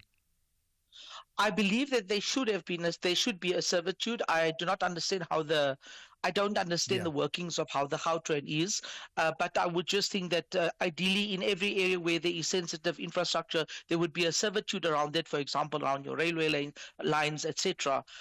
So how this happened, I think we need to ask the owners of the property what were they thinking when they did this, because clearly anybody would understand if you are living in the area of the Gautrain that there is a possibility of you disrupting, the Gautrain services. But I think this points to a broader picture, Thulasizwe, about the lack of regulations on borehole drilling within a municipality. Yeah, does that talk to the issue of bylaws and enforcement thereof? Yes, definitely. So, when you're abstracting water from a river, it is under the Department of Water and Sanitation because they are the custodian of all our water resources, surface and borehole. So if you apply for water use license or you want to abstract water from a river, you have to apply to the department to get a water use license. And if you just take water willy-nilly as you want to, they will stop the abstraction, as Prof. Mike Miller said, if you're over abstracting. But the issue is you would apply, if you are abstracting over a certain level of groundwater, to the department for an authorization to drill a borehole and use a certain number of water that exceeds, personal use. However, a local municipality under their bylaws is responsible to look at that area and see the number of boreholes that are in that area and register them and enforce that they are actually abstracting what they're supposed to and not over abstracting. And that is where the issue comes. Yeah. All right. No, thank you for your time and those insights. That's Aisha Lahe, who is the director at AHL Water and also a water expert. Yeah, just one of those stories, really. Something you really, really could not have imagined, that the underground tunnels of the Gautrain could be affected by borehole drilling. I've had the fortune of being underground way before the Gautrain was the Gautrain, right? When they were still using that TBM, tunnel boring machine, and we were taken underground at that point. It's really, really deep. So you can only imagine the kind of depths to which that person was drilling to actually affect the tunnel of the Gautrain. All right, let's check in with N. Musa now with the latest news headlines. Good morning. Thanks to us. In the headlines, National Treasury is noted to have successfully achieved fiscal consolidation during the 2024-2025 years, which speaks to the spending being more in line with the tax revenue collected. The ANC will discuss the future of its KwaZulu-Natal and Gauteng leadership structures today. The party's National Working Committee is yet to decide on the names for its reconfiguration of the two provincial executive committees. And Wits University students are on hunger strike protesting against financial exclusion due to historical debt. Despite 95% of students registering, returning students are demonstrating against financial barriers. I'll have details on these and other stories at 8. SAFM, guiding you through the rush hour traffic. We've been warning to go nice and early this morning across Gauteng on account of the weather. It is wet, it is slippery, there's surface water, there is flooding at numerous locations. Motorists saying they've never seen Malabongwe Drive as bad as it is this morning. North Riding Kaya Sand, there's multiple traffic lights out there, long-term fault, plus a crash in the Kaya Sand area, plus some flooding. Four Ways has even more traffic lights out this morning, if that's even possible. More traffic lights out. That is just an absolute mess. Bayers Nordia, exactly the same. Honeydew through Rampark Ridge and into Felon, right down to Cresta. Hardly a traffic light working, not because of the rain, but because of just long-term outage problems, and the rain just exacerbates the delays there. Big crash in front of Boksburg on the N12. Very heavy both ways, heading to Benoni, and a big queue coming in from Pitfontein through Benoni and in towards that Boksburg area. The N1, basically, with traffic this morning from Montana in Pretoria all the way through towards Melrose. There's a crash at Caller Drive, which isn't helping matters, but apart from that, it is just rain and everything going slowly. Make sure you got a ton of time to get through. Durban roadworks on the N4, an overrun from last night at Jacobs. One lane open. The queue on the N2 North is right back, almost to Tweedy Hill. That's a horrible backlog of traffic. N2, M4, breakdown at Cliffdale, so popping up queues from Shongweni. That's probably 40-45 minutes to get through there. And Cape Town, unusual backlogs today on the R300 from Delft up towards the Van Riebeek Road exit. That is looking heavy. And a crash on Marine Drive opposite Flamingo Flay, causing all sorts of problems out of Tableview and backlogging junction, that big junction around Bayside Mall. Rob Byrne, SAFM Traffic. This is SAFM Sport with Zai Khan. There was a funny video that trended, I think, about a year or 2 years ago, where this young man was involved in a brawl and saying, I want you, come, I want you one by one at a time. Yeah. Supersport may well be saying that Yes. in this context as far as the Soweto Giants are concerned, I right? think so. Nfuna one by one, come here. Before getting to Pirates, we're going to start with Chiefs. I think the boxing ring bout has already began. That's how it feels. I don't know what is going to happen now because Amakosi break the win one, lose one cycle, because that's how it feels with this team. They will face off tonight, these old rivals. That's the Amakosi against Supersport United. Kaizer Chiefs, their head coach Nazuddin Nabi says they're still far from having half the team they dream of, but feels they are making progress with the current squad. Honnêtement, il nous reste énormément de travail à faire. C'est pas de la fausse modestie pour me faire passer. I would say that we still have a lot of work to do, a long road to go to, and it's not like a false modesty, but we don't believe that we are even half of the team that we dream of for Kaizer Chiefs. But the biggest certainty is that we are in the right direction. The players understand what they need to do, and we feel that they are coming together. The process continued. Honestly, the process continued. And let's go to the SuperSport United coach, Gavin Hunt. He'll be taking charge of his 999th game tonight when his side meets Kaizer Chiefs. Hunt has been a permanent figure on the bench in the Premier Soccer League since taking 7 stars to promotion in 1998. This is his 27th successive season as a coach in the PSL. Now, the Cape Town City interim coach, Mohsin Etugrel, will continue his quest for a top 8 finish in the Betway Premiership when Chippa United visit Athlone Stadium. Tonight, 7:30 p.m. is the kickoff. Etugrel kicked off his tenure with impressive back-to-back 1-0 wins over Kaizer Chiefs and Orlando Pirates after replacing Eric Tinkler at the helm on the 2nd of January. Now, the Turkish tactician was named coach of the month after guiding City to a 2-1 victory, and that was over Richards Bay on the 17th of January. Now, the quarterfinal draw for the Nedbank Cup has Orlando Pirates facing SuperSport United. Pirates will be seeking a 3rd title win in a row. They come up against the side that beat them in back-to-back finals in 2016 and 2017, and who have coach Gavin Hunt in their dugout. Kaizer Chiefs will travel to Stellenbosch FC seeking a first trophy since 2015. Mamelodi Sundowns will face the winner of the last 32 tie between Royal AM and second-tier Milford FC, who then must take on Sekhukhune United in the last 16. The last of the quarterfinal ties will see second-tier Durban City host the 2021 winners, Maruma Gallants. Orlando Pirates coach Jose Rivero has reacted to the likelihood of facing PSL rivals Mamelodi Sundowns in the CAF Champions League quarterfinals.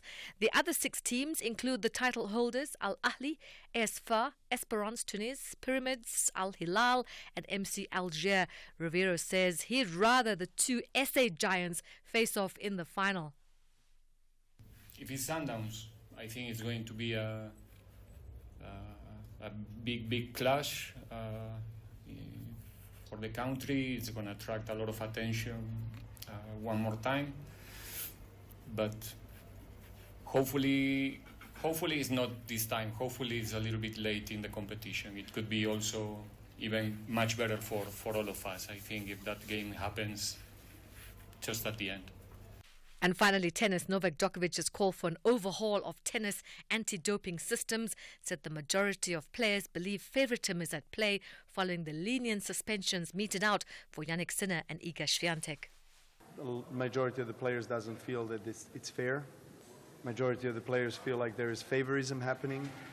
It seems like it appears that you can almost affect the outcome if you're a top player, if you have access to the top lawyers. And right now, a ripe time for us to really address the system, because the system and the structure obviously doesn't work of anti-doping. We'll rally back with more sport here on the Morning Brief. I'm Zai Khan. The Business Update on SAFM. Good morning to you once again in Dowling. In this hour then, let's focus on some company news. Tell me about Afrimat's earnings and how ArcelorMittal South Africa's woes have weighed on those earnings. It's really a case of when AMSA sneezes, Afrimat catches a cold here, Thulas. Now, the group has warned of lower earnings, pointing to a volume reduction from ArcelorMittal South Africa. Some of the other factors that have knocked profits include losses from its cement operations, a weaker than expected performance from its anthracite business, and a decline in the iron ore market. But the mid-tier mining and materials group's construction materials unit, which includes its recent acquisition of Lafarge SA, has performed well with a strong showing from its traditional aggregate quarries and ash business. The company's cement operations have also been revitalized and are now functioning at acceptable levels, with Afrimat regaining market share. In its industrial minerals business, Afrimat has made a significant recovery and is back to its previous performance levels, thanks in part to the suspension of load shedding and optimistic signs of economic growth. Now, despite challenges in its export business due to poor rail performance and the closure of the border with Mozambique, Afrimat has secured commitments for up to 80% of its new financial year's export volume. So while profits might be down when it reports on its half-year period, it is confident that the next financial year will be stronger. A company that's not complaining is Quantum Foods. You are telling us this morning that they are benefiting from the improved market conditions. How so? That's right, Sula. So the poultry and animal feed company showing resilience in challenging market conditions. Now, in its latest trading update for the 4 months ending January, it's revealed an improvement in operational and financial performance driven by recovery of its layer farming and egg businesses. And they've recovered from the 2023 and 2024 bird flu outbreaks. The company that owns new laid eggs has also rebuilt its layer flock, resulting in a 70% increase in egg supply. Now, favorable operating conditions, including no load shedding and high egg selling prices, have also contributed to improved farming efficiencies and cost recoveries. However, the company remains vigilant in the face of ongoing risks, particularly the threat of bird flu. Cases have already been recorded in the US and Europe, and to mitigate this risk, Quantum Foods has implemented a proactive strategy, including reducing the number of layers in high-risk geographical areas and sourcing layer hatching eggs from a diverse range of breeder farms. All right, Dowling, please give us another recap of market activity here at home and elsewhere in the world. So kicking things off in Asia, markets are in the green. Hong Kong's Hang Seng continued to rally this morning, driven by tech stocks after a meeting between President Xi Jinping and China's top business leaders sparked hopes that China's crackdown on the private sector may be ending. This Hang Seng is up 1.9% this hour. Over in Wall Street, futures are in positive territory. Those stocks back online today after a long weekend. Traders on that front will be eyeing Fed minutes, which will be released tomorrow afternoon. And then coming back home, the mood quite sour with the JSE ending yesterday's trading session mostly in the red. The rand in the meantime range bound, quite steady. It's trading between that 1840, 1850 range against the dollar. All right, thank you for that, Dowling. Look out for one more report from Dowling in which she'll be giving you a sense of what you can expect in as far as market activity is concerned. That update coming up just after 8:30 here on The Morning Brief. In business, a rand saved is a rand earned. And almost 100,000 businesses trust OutSurance. We're a sealing and partition company. I like OutSurance. They have that personal touch. In addition to the great service they give me, they've also saved me and my company 3,266 rand per month. Guys, make that call. It's well worth it. For your business insurance, contact OutSurance to see how much your business could save. SMS quote to 43328 for immediate cover. Or visit outsurance.co.za today. A licensed insurer in FSP. T's and C's online. And then, how? SK, where are you going with that stuff? Dog, I'm going whale watching. New hobby, you see. Finally going out to explore the world. Giri levels, Dwana. I see the life jacket, but I don't know how an inflatable boat, megaphone, and a fishing rod fits into all of this. How else am I going to get to the whales, bongs? I need the boat. The megaphone is to do my whale calls, and the fishing rod, it's called ambiance. Ambiance. If you don't get it, forget about it. Okay, but SK, you know there aren't any whales here in Germiston Lake. Ooh, Shem, Mr. Know-it-all. Whales live in the water, and Germiston Lake has water. Hi, sure, Ntwana, go whale watching in Germiston Lake. Me! I'll tune into Whale with Steve Buckshall, Sundays at 5 p.m. only on S3. It's time to shine for young athletes across South Africa. From thrilling football and rugby matches to intense netball games. Experience the passion and prowess of Mzansi's finest young sports stars. SuperSport Schools and SABC Plus bring you the specially curated channel dedicated entirely to school and youth sports. Join us as we celebrate their achievements and bring the excitement right to your screens. This This is your chance to support the future of South African sports. The Super Sports Schools channel on SABC Plus, where every game is a home game. Don't miss a moment. Download the SABC Plus app today. Available on iOS, Google, and Smart TV. Or visit sabc-plus.com to start streaming. Super Sports Schools on SABC Plus. All the sport you care about most. Now streaming wherever you are. Africa Update on SAFM.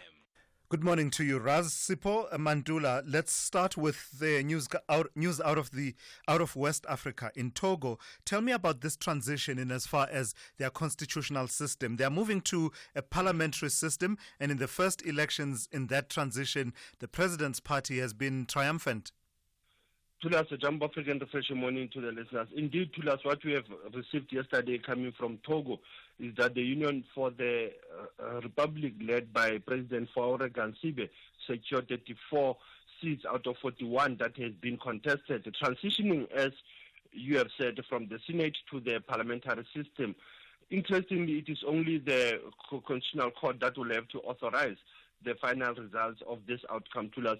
We know that there have been contestation about since the coming into power of President Faure since 2005, succeeding his father who ruled Togo for almost 38 years.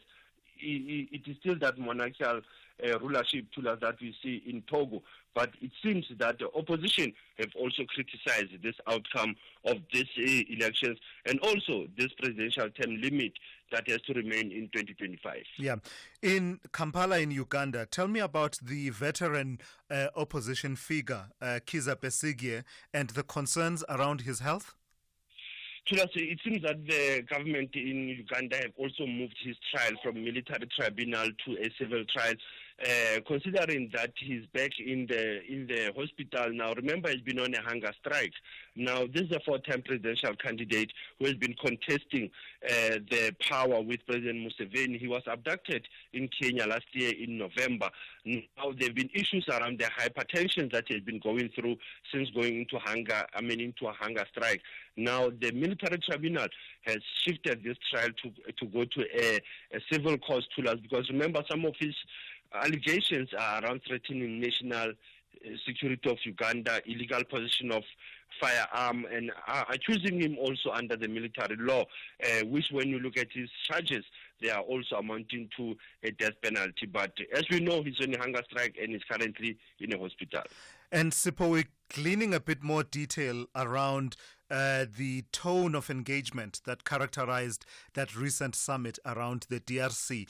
Tell me about the Rwandan president, Paul Kagame, leaving the meeting early after some exchanges and questions being asked of him. They were saying the sideline engagements were not easy. They were heated. They were hot in terms of the Prime Minister of DRC. We have said that Tshisekedi was not there, but probably his proxy, the Prime Minister Judith Suminwa, was there engaging Kagame on this question to us of saying that FDLR has been supported by the government of Congo. Now, the media has been looking at this to us, saying that Paul Kagame walked out of the AU Peace and Security Council meeting when he was told actually that you have also missed the meeting of Luanda in 2024, that you did not attend, knowing that you are still supporting M23. You are still also exploiting the 150 tons of coltan every month from Rubaya in the northern Kivu region of Masisi. So these were the issues that were raised by the Prime Minister of DRC to Paul Kagame, saying that actually what he is committing, he says it is a criminal economic system that fuels the exploitation of Rwanda into the resources of eastern DRC. It was heavily heated to us because one would have thought Kagame would be doing a cheap political scoring since Tshisekedi was not present.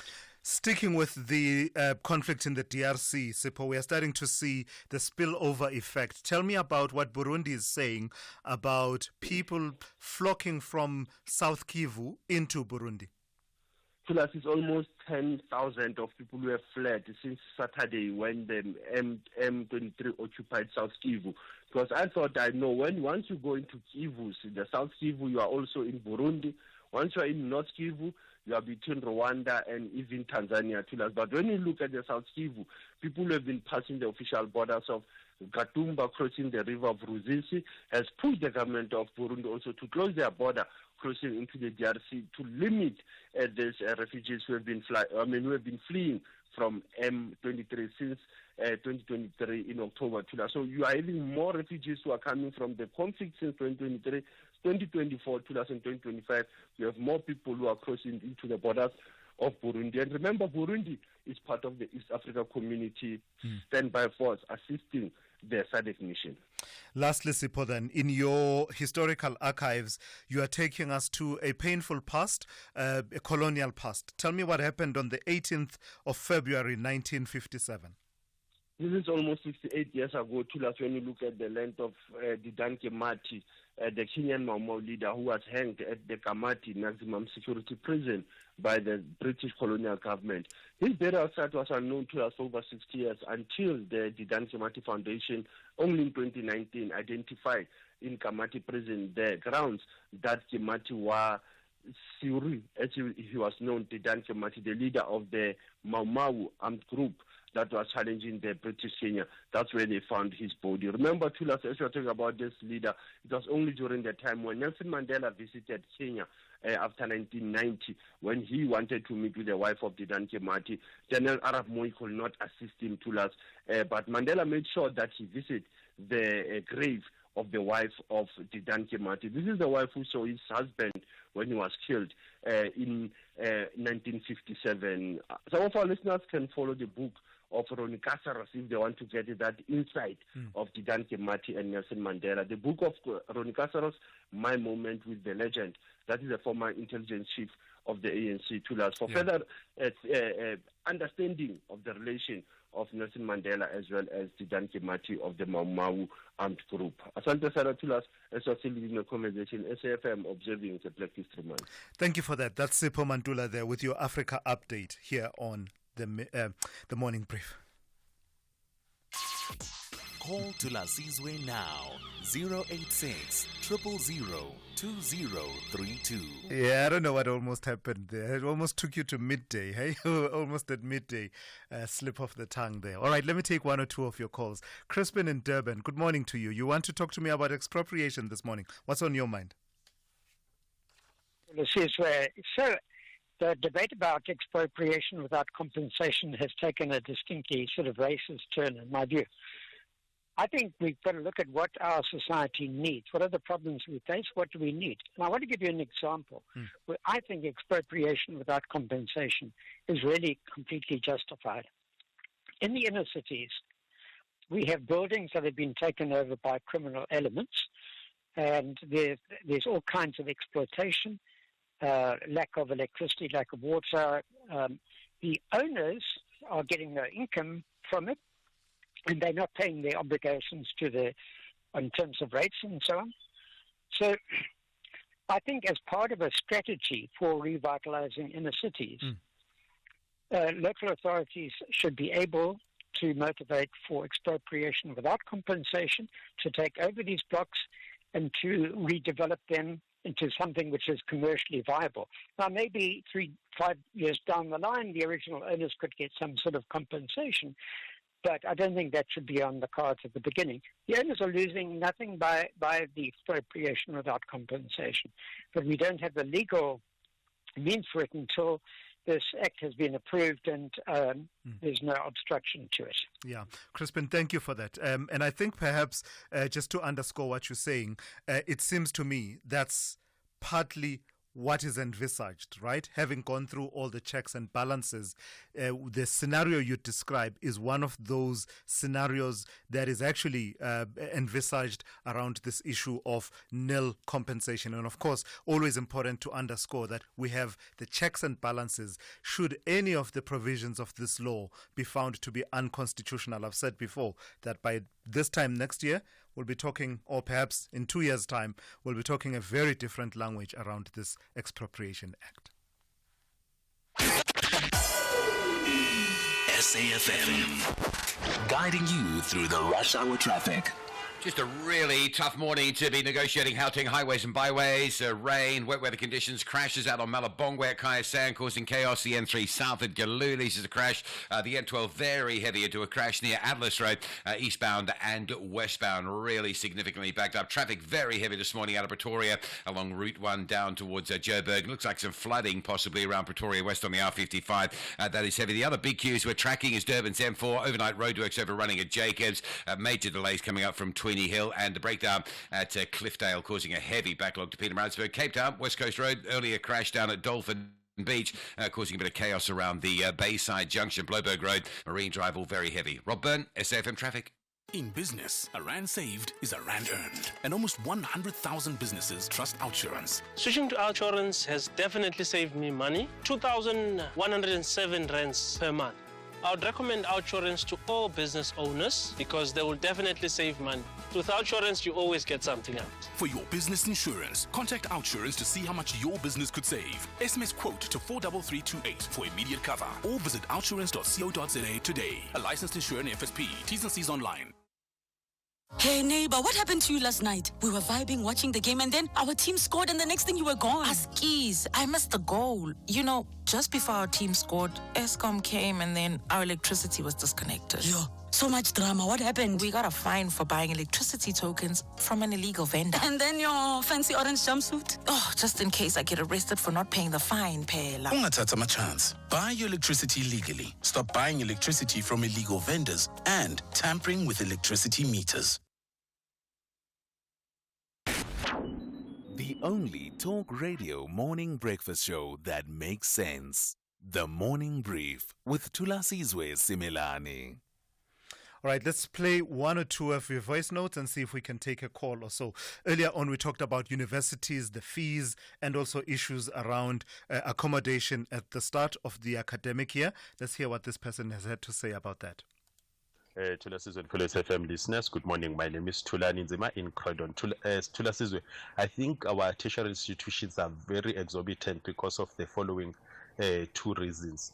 One, the quite number of their staff are foreigners. By virtue, they should be paid in dollar-dominated rates. And then secondly, the content that is being used is mostly published outside of the country. Thus, dollar-based rates are paid, including on royalties. So literally, we're exporting quite a number of millions out of the country to little benefit of South Africa. If we can look at those, then we should be able to not end up having so many of our own universities as we do right now. Thank you. Yeah, you're spot on, Tulani. You are absolutely spot on. Those are the factors that I've seen in the accounting by universities South Africa. They do cite all of what you've cited as being factors in driving up the costs of education. And they say they need to do all of that in order to ensure that the education provided is world class. Whether or not, of course, there are ways around some of the issues you are talking about and still maintaining the standard at world class, that is another debate. But you are absolutely spot on. Let me take a call I want to take a call firstly from Eunice. Eunice, good morning to you. You want to talk to me about Royal AM. What about them? Yes, Thulasizwe. I think you should bring in someone from the PSL here. Why is the PSL silent on this matter with Royal AM? I mean, this matter is bringing the PSL into complete disrepute here. You have, for example, a major sponsor, Nedbank. The fixtures are what they don't know what to do because Royal AM is supposed to have honored fixtures in the Nedbank Cup. And the PSL seems to be quiet on this issue because, you know, the Royal AM haven't honored about 7 or 8 matches now, and it's becoming a circus here. This story has a few tales of its own, this Royal AM saga. Equally, you should bring in the mayor of Msunduzi Council. Remember, a year or two ago, he refused with Royal AM for Maritzburg United, the home team, to use that ground. Maritzburg United have since had to relocate to Durban under the name Durban City, and it's becoming a circus. So there's different stories to this, and I think you ought to bring in someone from the PSL because it's not good for our image of football in this country. Great suggestion, Eunice. We'll take it up, definitely. It's definitely worth pursuing the conundrum of what to do with Royal AM for the PSL. Semi in Cape Town, good morning to you. You want to talk to me about Paul Kagame? Yes, morning, Thulas.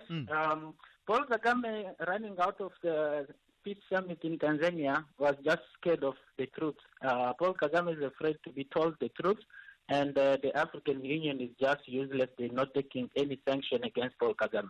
But if I may take you back to the demands, what the M23 want, these people want to be integrated in the Congolese army. They are killers, they are murderers, but they want to be in the army. And if you can do yourself a favor, read throughout the report of what the M23 want in their agreement they signed in 2009. They want to be converted into political party, and they want to be the leaders must be in government, and their militants must be in the army of Congo. So how can a serious government accept to such things? So Kagame is afraid of the truth, but unfortunately, the African Union is not playing its part. The SADC is trying, but the African Union is just as useless.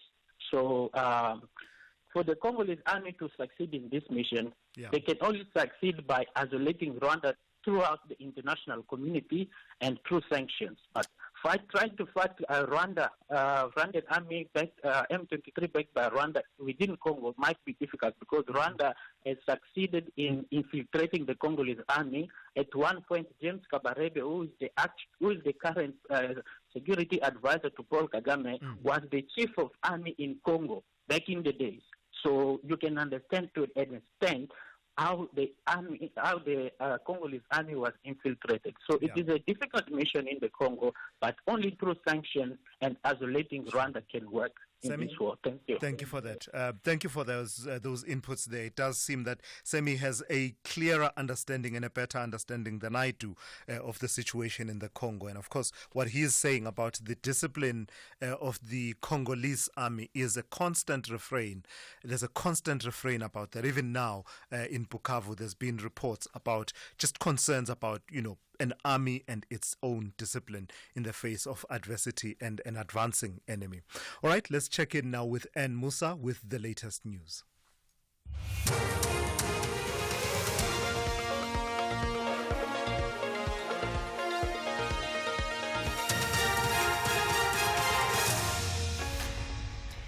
In our top stories, concerns over state-owned enterprises ahead of the budget speech and ANC to discuss KZN and Gauteng leadership structures. Good morning. As the Finance Minister prepares to table the 2025 budget statement tomorrow, concerns are being raised about the country's state-owned enterprises and their constant need for support. Chief Economist at Old Mutual, Johan Els, says the market will be looking at how government deals with funding constraints facing Eskom and Transnet, among other SOEs. For me, the risk is in the new budget that's going to target the new fiscal year from 1 April onwards, where there's probably pressures on more support for Eskom, support for Transnet, and of course we know that municipalities have got huge debts, again, to Eskom and others, so there might have to be support for all of those. I'm hoping that they toe the line and not provide too much support there, because that'll lift the budget deficit, that'll lift the debt ratio, and of course that's what ratings agencies and investors do not like.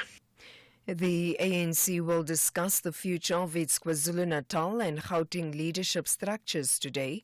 The party's National Working Committee is yet to decide on the names for its reconfiguration of the two provincial executive committees. The ANC resolved to have the two PECs reconfigured within the framework of its constitution last month. Samkelo Maseko reports.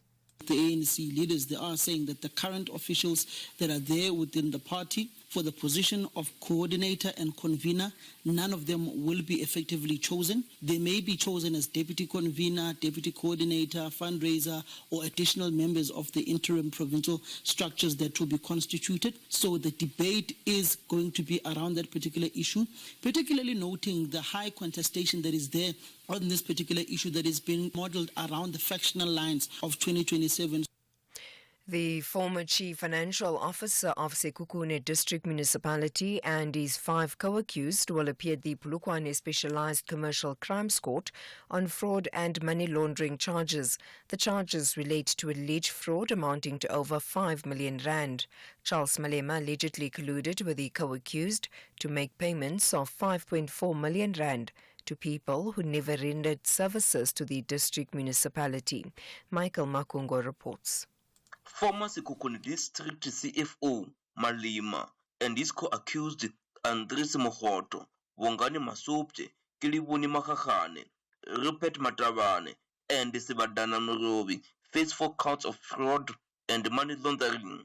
Mogoto, Makagane, and Matavane are employed at Sekhukhune District Municipality. Malema was CFO at the time of the alleged offense. He is currently CFO at Modimule Mokopon Municipality, also in the province. Wits University students are on hunger strike protesting against financial exclusion due to historical debt. Despite 95% of students registering successfully, returning students are demonstrating against financial barriers. The university requires students to have a debt of less than 10,000 rand or pay 50% of what they owe. The students have been camping at the institution's SRC boardroom since last Friday, with the hopes that the university will answer positively to their request for registration. Feziwe Ndwayana, a master's student representing the university's unregistered students, says they want all students registered. We believe that there's no student that shouldn't be registered. The conversations that we've had with the SRC, we've all agreed that even if it would be 5 students that haven't registered, that would still be an injustice. And finally, the UN is appealing for $6 billion to provide urgent aid to millions affected by Sudan's civil war. Officials say the 22-month conflict has caused the world's worst hunger crisis, with famine conditions reported in at least 5 areas, including displacement camps. The UN's Emergency Relief Coordinator Tom Fletcher launched the appeal in Geneva. This is a humanitarian crisis that is truly unprecedented in its scale and gravity, and it demands a response unprecedented in scale and intent. It's a crisis that is increasingly crossing Sudan's borders, threatening to destabilize neighbors in ways that risk being felt for generations to come. Recapping the top story, as the Finance Minister prepares to table the 2025 budget statement tomorrow, concerns are being raised about the country's state-owned enterprises and their constant need for support. For SAFM News, I am Anne Musa. SAFM, guiding you through the rush hour traffic. Everything on a go slow around Gauteng because of the weather, and some routes busy at others because of crash scenes. The M3 north, a crash at Marlborough Drive. That traffic starts at Elan's Interchange. Southbound, a crash at Galulis. That's a heavy backlog coming from Alex. A collision on the R21 just down by the airport. It's before Fort Trekker Road coming through from Tembisa side. You will hit a heavy queue and a major backlog on the N12 with a crash near Atlas Road. Eastbound from Jet Park, westbound from Pitfontein, Davidton, all heavily backed up. Malabongwe Drive a nightmare. Kyasan through North Riding, and a crash out at Kyasan, multiple traffic lights out and some flooding as well on that route. The N14 between Lanseria and Diepsloot just started to queue up on your way through to Pretoria as well. Durban, the M4, the roadwork still in place at Jacobs. These are overnight works that have run well into this morning's rush hour. Very heavy N2 north from Prospect and into that M4. Others jamming up towards the Higginson Highway looking for alternative routes. And Cape Town, the West Coast Road at Flamingo Flay, that crash is out of the way. It has left some backlogging traffic around the Bayside Junction in the Tableview area. Rob Byrne, SAFM Traffic. A very good morning to you. In your SFM sports headlines, it's cricket action. The Proteas beating Pakistan by 3 wickets in their Champions Trophy warm-up match in Karachi. And tonight, the Amakosi will face off against a dangerous SuperSport United. All the stories and more around 8:30.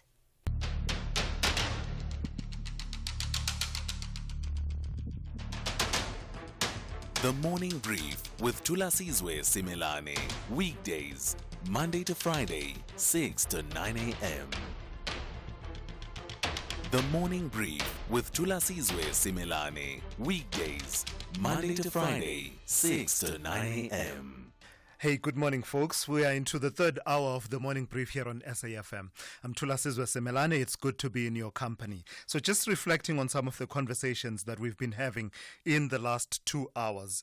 Among them has been the incident that happened, we are told, in 2023 at the Zanzo nightclub in Pretoria. You will have seen the story just coming up yesterday and basically dominating reportage and news headlines. The abuse of those men. We are told it was a group of about 5 men abused allegedly by security staff at the nightclub, including torture, assault, as well as being forced to perform certain sexual acts. So issues of sexual assault also at play. The police are investigating what was clearly a horrendous abuse of those people and their humiliation and violations of their dignity.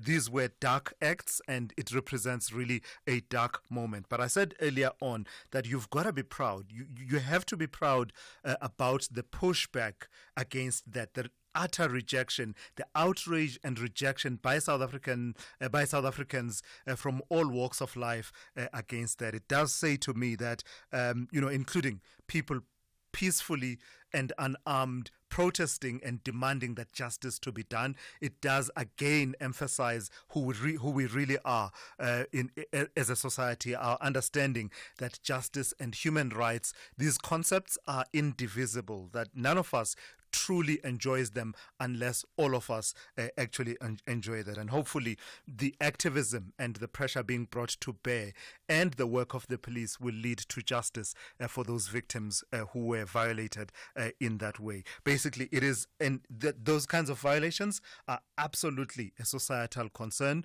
and I'm proud that South Africans are treating them as such and insisting that justice be done.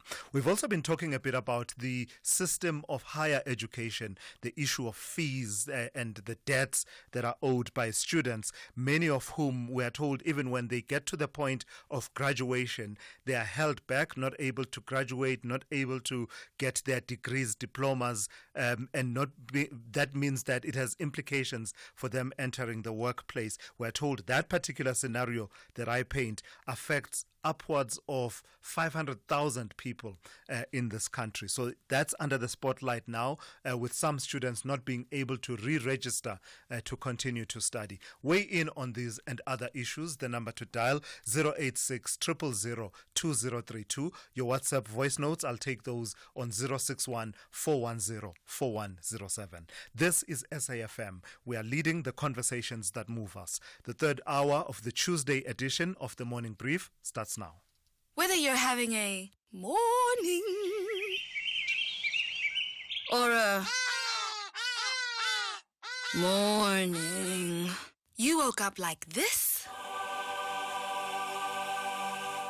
or like this.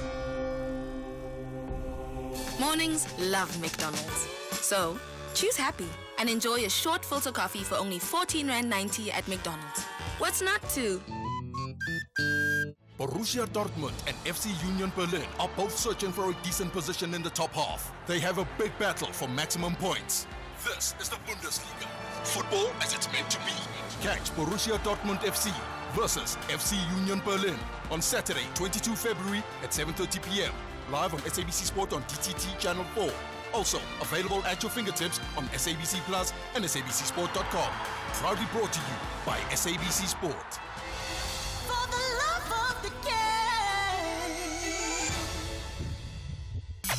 You are listening to the Morning Brief with Thulasizwe Simelane. All right, let's bring you a bit of, social commentary and opinion just for a moment. The U.S. President Donald Trump's decision to dismantle diversity, equity, and inclusion, known by the acronym DEI, initiatives, is likely to affect marginalized communities.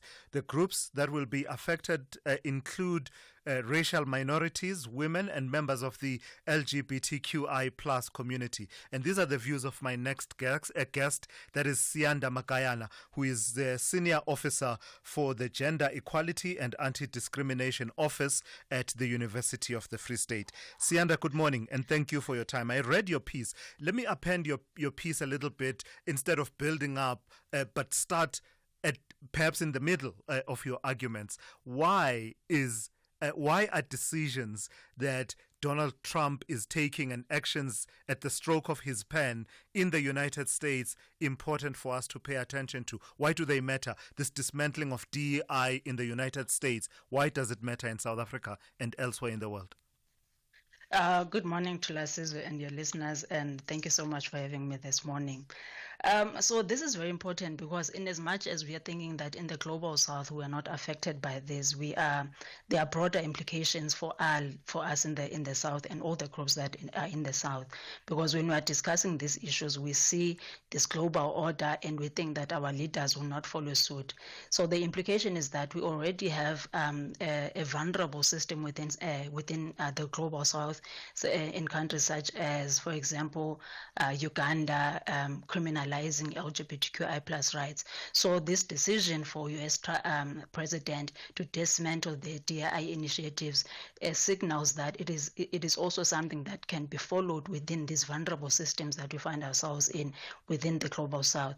So such calls are also signaling that these are not important rights, especially for marginalized communities. It signals that what can be done at the global level can be done at the global south. So these are important for us to see and recognize as people in the south, because we are operating at an international state, even though we are in our own very little worlds within the south.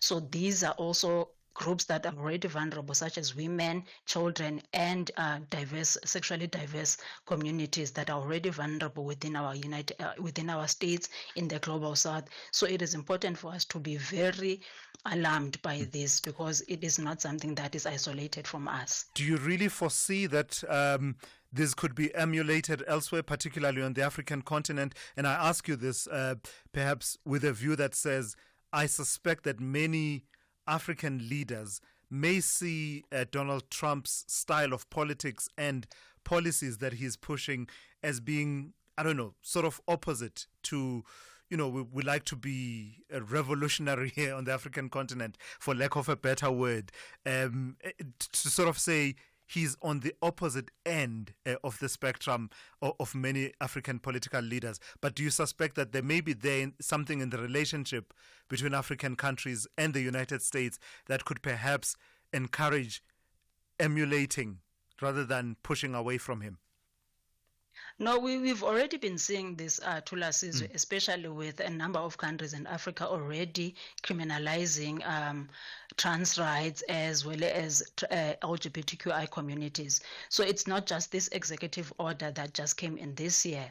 We've already been seeing this already happening with the religious far-right movements and other institutions that have been trying to put themselves out politically as to create a political stance that they are for this global order. So this is something that we've already been seeing. It's just that with this executive order, it will continue to propel these leaders to see this as something that is to be followed and something that is right for their countries, because of these political stances that they need to take to maintain their political dominance within these countries. Yeah. And you highlight in your piece there, Sianda, the likely impact of these decisions on particularly vulnerable groups, that it's beyond just thinking of it in terms of race and color, but also it affects other, vulnerable groups. Tell me a bit more about that, the impact of these decisions on women, but also on gender non-normative, groups. It is important for us to recognize that discrimination on one group is a discrimination for all other marginalized groups, just like you've mentioned, women and other non-normative identities, because we are operating in institutions and in a world that sees gender in a binary. So even those who don't identify with this binary that is set out by our societal institutions, they are also going to feel the whips of this executive order. So, for example, if there is a redress or regress in offering reproductive rights, this affects any type of woman, whether you are straight, gay, or non-binary. So, because we all need these kinds of protections and legal rights and protections, even when it comes to things such as reproductive rights. So it doesn't just affect trans people and LGBTQ as communities, even women, cis women and men, especially black men, who are already vulnerable when we're looking at the hierarchy of society, because at the top we have a white man followed by a white woman and then a black man and a black woman. So even in this hierarchy of institutions, a black man is also vulnerable because they do also benefit from these DEI initiatives. They benefit, especially for those who are in the global south, because of the pay gaps, for example. Even women are also of all kinds, of all races, of all diversities, and of all genders are affected by this. So we should not look at this as an isolated issue that just affects the mentioned groups such as the trans people. It affects everyone who is a beneficiary and who has been marginalized and discriminated systematically by colonial systems and continue to be colonialized by these systems. So we should not look at it as an isolated matter and just think, oh, because I identify as this, I'm not going to be affected. It affects everyone. Sure. Identifying then, Sianda, that it affects everyone, as you argue, what should be the response of the global south, of everyone else in around the world? It's going to be this kind of a 4 years in the United States. What response should be in place? Sianda? I think your microphone was muted there.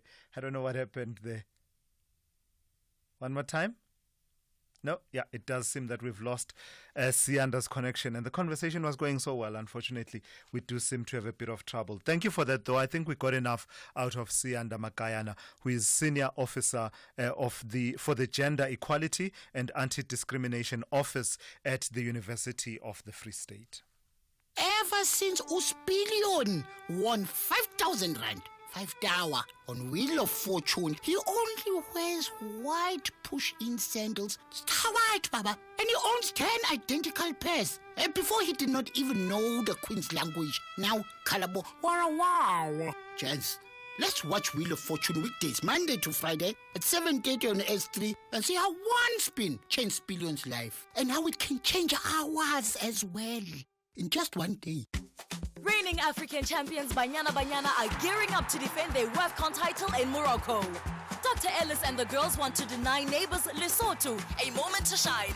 But Mehala Dito believe their game plan is too great to stop. This is the international friendly. Experience the Southern African Derby, South Africa versus Lesotho, on Saturday, 22 February at 12:30 p.m. Live on SABC Sport on DTT Channel 4 and SABC 2. Also available at your fingertips on SABC Plus. Proudly brought to you by SABC Sport. For the love of the game. Jazz lovers, the wait is over. Africa's grandest gathering returns on the 25th to the 26th of April at the Cape Town International Convention Center. Experience 2 nights of soul-stirring jazz, electrifying collaborations, and over 30 world-class artists across 4 iconic stages. Don't miss this unforgettable musical experience. Get your tickets now at ticketmaster.co.za. Brought to you by Independent Media, proud media partner of the Cape Town International Jazz Festival. Call Thulasizwe now, 086 000 2032. Yeah, I did say earlier on that I'm trying as hard as I can to not let you know who dominate our conversations, but it is near impossible. So I'm going to call him POTUS47 and let you say who I'm talking about. Matthew in Cape Town, good morning. You want to talk about POTUS47? Yes. Now, Tula, morning, Thulasizwe. Good morning, Matthew. yes, now we can see who the warmongers were. We're looking at the fact, why do you think the U.S. is excluding the European nations and Ukraine out of the negotiations in Ukraine for the Ukraine? It is absolutely fascinating how the narrative could have been played that Russia was the bad guy, they were the bad guy. When ultimately, you must understand, Donald Trump is not a president, any kind of president. First of all, he's a businessman. Do you know how much money did U.S. businesses lose because of the sanctions in Russia? $300 billion. $300 billion they lost. And now the negotiations is taking part. Ukraine is losing land anyway. They're losing Luhansk and Donetsk anyway. So what was the reason for the war anyway? They are going to lose their territory. They are losing the war. They are losing on all fronts. And now the European Union still wants to stick with the narrative that Russia needs to, and Ukraine needs to be part of NATO, and Russia needs to just eradicate themselves from it. It doesn't work like that. That's a complex situation. The same like China and Taiwan. People should not have gotten involved anyway. Do you not believe, Matthew, do you not believe that the European Union and particularly Ukraine should be involved in the negotiations for any truce so that the terms agreed become sustainable? Because these are neighbors of Russia that will then have to live with whatever deal is brokered. No, for sure. But remember, these issues were for decades. There was a treaty that was signed and there was an agreement that the European Union will not move eastwards into Ukraine. Remember, Ukraine with Russia they formed the Soviet Union, and it's got historical, strategic, and ideological connections there. And it's the same between Lesotho and South Africa. I say the same thing. It's a very complex situation and something that also we need to deal with as well. You understand? All right. Gotcha. Matthew, thank you for the call. That's Matthew in Cape Town. Let me move on to Mutaung in Bethlehem, who also wants to talk about POTUS 47. Good morning to you, Mutaung. Hey, brother Thulasizwe, very good morning to you. Good morning, sir. Man, it's beautiful here. It's raining all the time. It's beautiful. We're battling with the rain. Plus, yeah, go ahead. Yes, I'm just taking one minute. I just want to talk about three guys, just to give them description. Nelson Mandela, he was considered as the statesman of the century because of what he did when we, evolved from the apartheid era to this new dispensation. Yes.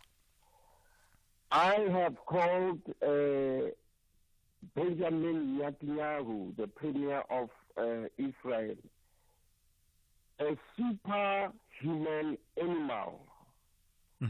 Now we've got a new other centuryman called Donald Trump. Donald Trump is the global psychopath. Thank you very much. Sure. You're not going to say any more? No, Mataung. Don't leave us hanging.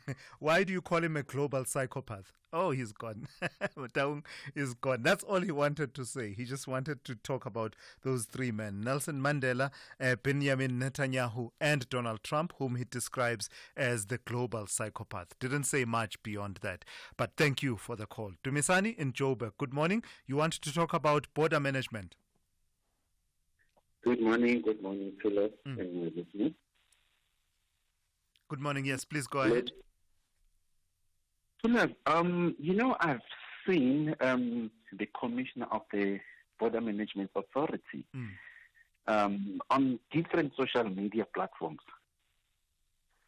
There's something he's never raised or spoke about in those platforms, which is members on the ground. Ever since its inception to us, members are crying. No one is listening to their cries. Members have even lost trust in labor unions because this management is just arrogant. I can mention a few things, Tula. Sure, please do. The tax issues of members, they fluctuate monthly. Reason why they employed, you know, when you start a new organization, there's change management that you must be part of. Yes. The process was never followed. They were like strangers out of nowhere that were paid thousands of rands because those good Samaritans returned the money. I'm talking about 100K plus that was paid to a stranger by this company that was hired. There's no remuneration framework structure that was approved by the Treasury. Yeah.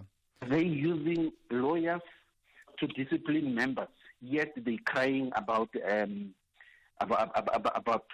funding, Perfect. about yes. Dumisani. Another issue, Chula, they force members to wear uniform, whereas they have been provided enough adequate uniform for different types of weather. Perfect. Dumisani, let me do this. You've gotten us on a right path. We will invite Mike Masiapato to come through and answer to those questions. And I hope at that point you'll be able to call in because the issues you raise are absolutely critical and they do need to be addressed.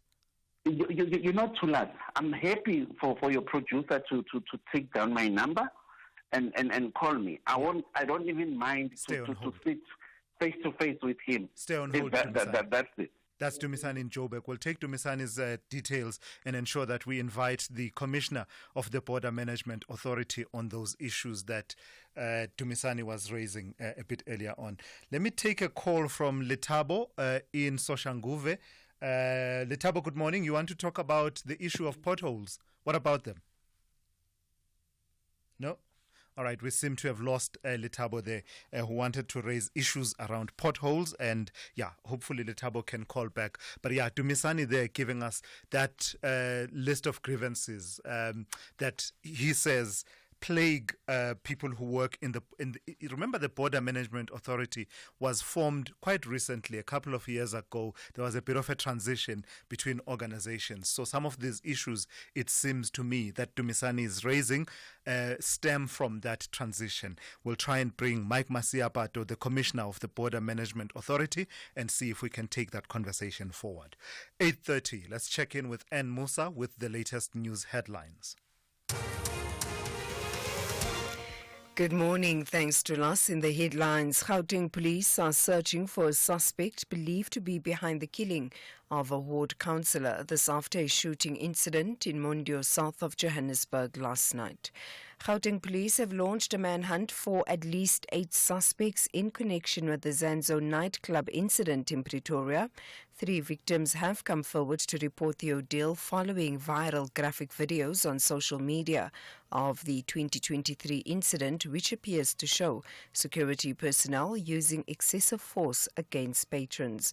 And the murder case against the pig farmer Zechariah Olafir and his 2 co-accused is expected to resume at the Mankweng Magistrates Court outside Polokwane in Limpopo. I'll have details on these and other stories at 9. SAFM, guiding you through the rush hour traffic. Still dreadfully slow all over Gauteng this morning, particularly if you're on your way to Pretoria. There's a crash on the R21 at Fountain Circle, so that's really big traffic getting up from Monument Park area. N14 towards the Uthi is heavy, and there's traffic both sides of the N1 between Botha Avenue and Garsfontein, both north and southbound. Midrand has been a disaster. There's some localised flooding as well as traffic lights and big volumes this morning. The N3 south, a crash at Galuli's, that's heavy as you pass Edenvale. Collision on the M1 north after Winnie Mandela, so coming from Randburg, that's now really bad. Crash on the R21 south by Trekker Road, so the closer you get to the airport, the heavier that gets. And there's still a breakdown before Galuli's on the N3 north, so running up from Germiston, that's bad as well. Durban's M4, looks like the roadworks at Jacobs may have been lifted. The traffic is significantly better now than it was earlier. Breakdown at Cliffdale, so big queues on your way out to Pietermaritzburg. And Cape Town Marine Drive stays pretty busy coming from Sunningdale through Sunset Beach. It was an earlier crash at Flamingo Flay, then a breakdown. That whole sort of Bayside junction is quite heavily snarled up. Rob Byrne, SAFM Traffic. This is SAFM Sport with Zai Khan. Hey, good morning to you once again, Zai. So the ICC Champions Trophy, ahead of that, there's been this opportunity for the Proteas to, test the wicket a little bit and out there in Karachi. How did that go? Absolutely. I mean, they did it. They won. But my question is, can the Proteas do this when it actually counts, which is when the tournament not the warm-up. starts? Yes, please. We don't want the warm-up. We want the actual thing. Thank you. Yeah. The trophy cupboard needs to be full now. We've got that match behind us. Took place in Karachi yesterday, chasing 323. South Africa's top three, Ryan Rickleton, Tony de Zorzi, Rassie van der Dissen, smashing half centuries, setting the foundation for the chase. Captain Temba Bavuma chipped in with 29 before Vian Mulder's 42 and Aiden Markram's unbeaten 54 sealed the win with an over to spare. Earlier, Pakistan put up a strong 322 for 8 with Vian Mulder and Marco Janssen leading the Proteas bowling attack.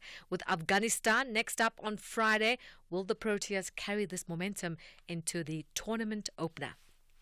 Action tonight, FNB Stadium will host two rivals. That's Amakosi facing off against Supersport United. The Amakosi head coach Nazruddin Nabi says they're still far from having half the team they dream of, but they are making progress. Just a few months ago, Nabi declared their best players are the youngsters, but this has slowly shifted with more of them starting from the bench. However, he feels the experienced players will help the younger players' growth and development. Je pense que c'est une bonne chose pour le jeune joueur. C'est ça une situation normale. I believe that it's a good thing for the young players to have such experienced players playing with them, and because that shows them and is going to push them to work harder to get to that level instead of thinking that things are going to come to them easily. Now you can catch the action live on SABC Sport. Elsewhere, Cape Town City interim coach Mohsin Etugrel will continue his quest for a top 8 finish, and that's in the Betway Premiership when Chippa United visit Athlone Stadium. 7:30 p.m. is the kickoff. Etugrel kicked off his tenure with impressive back-to-back 1-0 wins over Kaizer Chiefs and Orlando Pirates after replacing Eric Tinkler at the helm on the 2nd of January. Tennis action. Peyton Stearns booked her place in the second round of the Dubai Tennis Championship, upsetting Tunisian and former world number 2 Ons Jabeur 7-6, 6-4. And the top seed Carlos Alcaraz of Spain defeated Croatia's Marin Cilic in straight sets 6-4, 6-2 to reach the second round of the Qatar Open. And golf, the Sunshine Tour will tee off its new 2025-26 season with a showcase of champions throughout South African golf in the second edition of the Waterfall City Tournament of Champions at Royal Johannesburg's famed East Course, and that will take place from the 22nd to the 25th of May 2025. The tournament will bring once again the most diverse field of champions in South African golf, amateurs, professionals, men's, women's, as well as leading golfers within the South African Disabled Golf Association. The professionals drawn from the Sunshine Tour and the Sunshine Ladies Tour will again compete for a prize of 1 million rand. And finally, cycling, the Italian rider Jonathan Milan prevailed in a chaotic scramble for the line to finish first stage honours in the United Arab Emirates Tour. Tour de France champion and hot favourite Tadej Pogacar was in contention on his season debut, but the Slovenian, resplendent in his World Championship rainbow jersey, launched the sprint 350 metres from the finish, only to run out of steam, and that's close to home, and had to settle for 10th. Milan was followed home by Jasper Philipsen. However, the Belgian was demoted to 52nd for hampering Finn Fisher-Black. And that's where we'll leave it. We'll be cycling more around 12:30 with John Herika. I'm Zai Khan. The Business Update on SAFM. Let's say good morning once again to Ndauleng Lechela. Ndauleng, so the big conundrum for South Africa and Minister Enoch Godongwana is the issue of debt and the impact that it has on our public finances. And the IMF is talking exactly about that ahead of budget speech. What are they saying? That's right, Tula. So the IMF urging the country to take bold steps to ease the country's debt burden and boost growth. And now to achieve this, the IMF recommends a fiscal adjustment of 1% of the country's GDP per year for 3 years. In an interview with Bloomberg TV, the IMF's Diane Kinder said this could be achieved through measures including wage discipline, accelerating reforms at struggling SOEs, and tighter control of government procurement. By reducing allowances and pay progression, and introducing an evidence-based approach to pay setting, the government can make significant savings. Now, the IMF believes that these measures can put public debt on a downward trajectory, reducing it to more prudent levels of 60 to 70% of GDP over the next 5 to 10 years. Currently, South Africa's gross debt to GDP ratio is projected to reach 74.7% by March 2025, up from 23.6% 16 years ago. Now, as mentioned, all eyes will be on Finance Minister Enoch Godongwana as he delivers his action plan with an aim, or rather looking to convince investors that the country is committed to fiscal discipline and debt consolidation. So you and I have this habit of coveting certain stocks and wishing how we wish Sabawell Sabawell to be a shareholder to hold stocks in Anglo-American. They're giving some special dividend. What's that about? So, as you mentioned, sometimes we really suffer while people were not looking at platinum stocks because of the lower platinum prices. And, those share prices have been tumbling. But it seems like Amplats is being really generous this time around. They're giving shareholders a reason to smile, announcing a 15.7 billion rand special dividend ahead of its demerger from mining giant Anglo-American. Now, the special dividend, which amounts to 59 rand per share, is in addition to the company's regular dividend payout of 3 rand per share. The demerger, expected to be completed by June, will see Anglo-American spin off its 67% stake in Amplats. As part of the separation, Amplats will receive a new capital structure and a secondary listing on the London Stock Exchange. Amplats CEO Craig Miller stated that the special dividend is the most efficient way to realign the company's capital structure ahead of the breakup. Now, the payout reflects Amplats' confidence in its ability to generate cash flow and support a robust independent capital structure. The company's cash reserves totaled 17.6 billion rands and were achieved through cost-cutting measures, including its restructuring efforts of its workforce and its contractor base. Amplats aims to achieve an additional 4 billion rands in cost savings this year. Now, following the demerger, Amplats will undergo a name change, which will be put to a shareholder vote at the company's AGM in May. Sure. But the word still is Sabawell. Lastly, Ntauling, what kind of a day are we looking at in as far as markets go on this Tuesday? So the JSE likely to stage a recovery this morning following international peers. On the local earnings front, earnings season is heating up with miners front and center. Today we have numbers from BHP, Kumba Iron Ore and DRD Gold, so lots to digest. And then over on the currency front, the rand remaining stable at 18.46 to the dollar.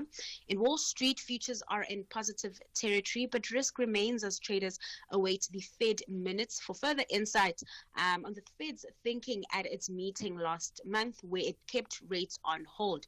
And then lastly, in Asia, those stocks on track to end the day mixed. Some indexes there pulling back, but that tech rally still boosting the Hong Kong Hang Seng. Always right on the money. That is Ntauling Lechela. She's kept you updated on business, the economy, and the markets for the last 3 hours here on The Morning Brief.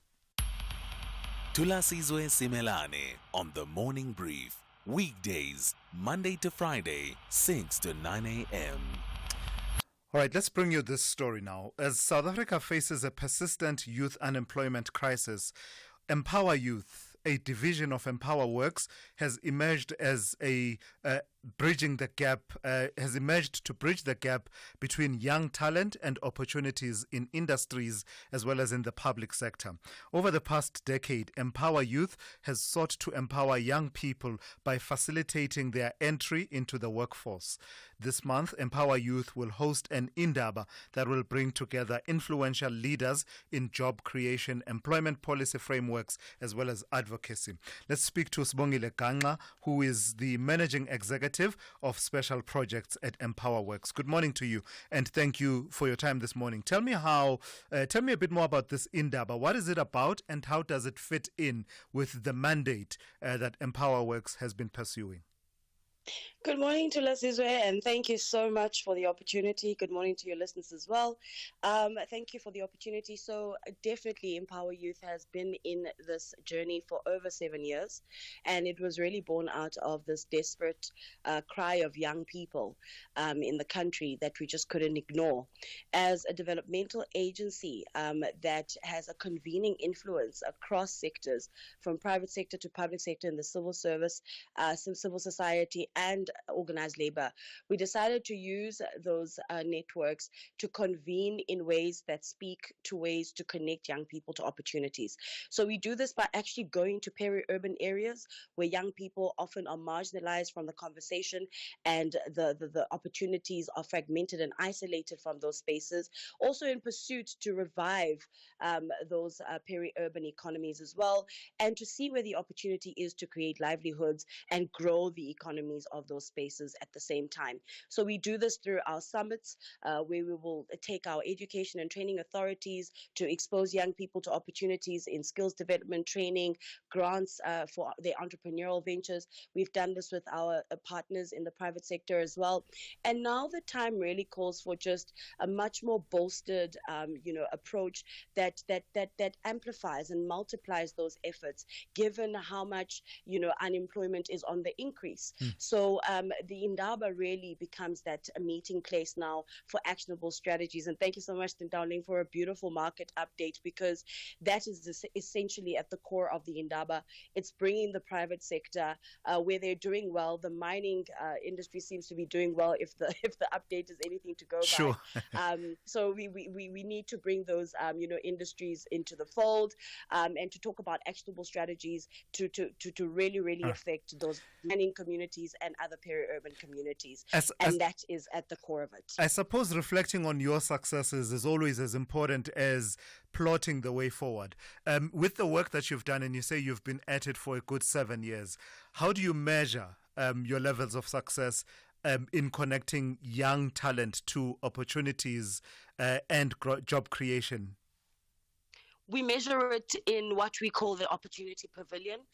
We stay connected to those communities. Our model is very, very comprehensive, and it starts from beginning to the end to measure that journey of the young people. So we start by actually activating in those communities ahead of our summits, just to really get a sense of what the economic needs and what the skills, the skills landscape looks like there.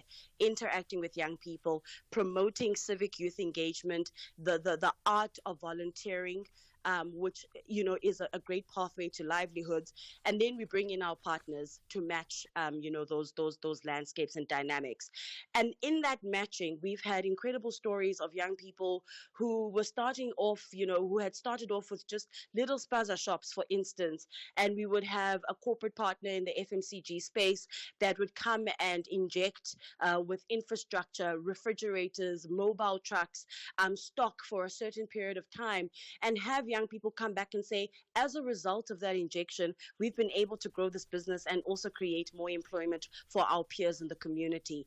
And same goes for our education and training authority programs, young people who've moved from being wet behind the ears to being skilled artisans that are, creating livelihoods for themselves and others. So that is how we measure the impact. And that's why we're so encouraged, because we've seen what, those humble but impactful injections can do, enough to say we can actually multiply through collaboration and partnership. So let me take advantage of just how plugged in you are with these issues, Sibongile, and say, given the levels of unemployment, youth unemployment in particular, that we face in our society. Recently, we had a conversation with Duma Qubule in which he was emphasizing the importance of public employment programs and basically, decrying the whole issue of reduction in funding thereof.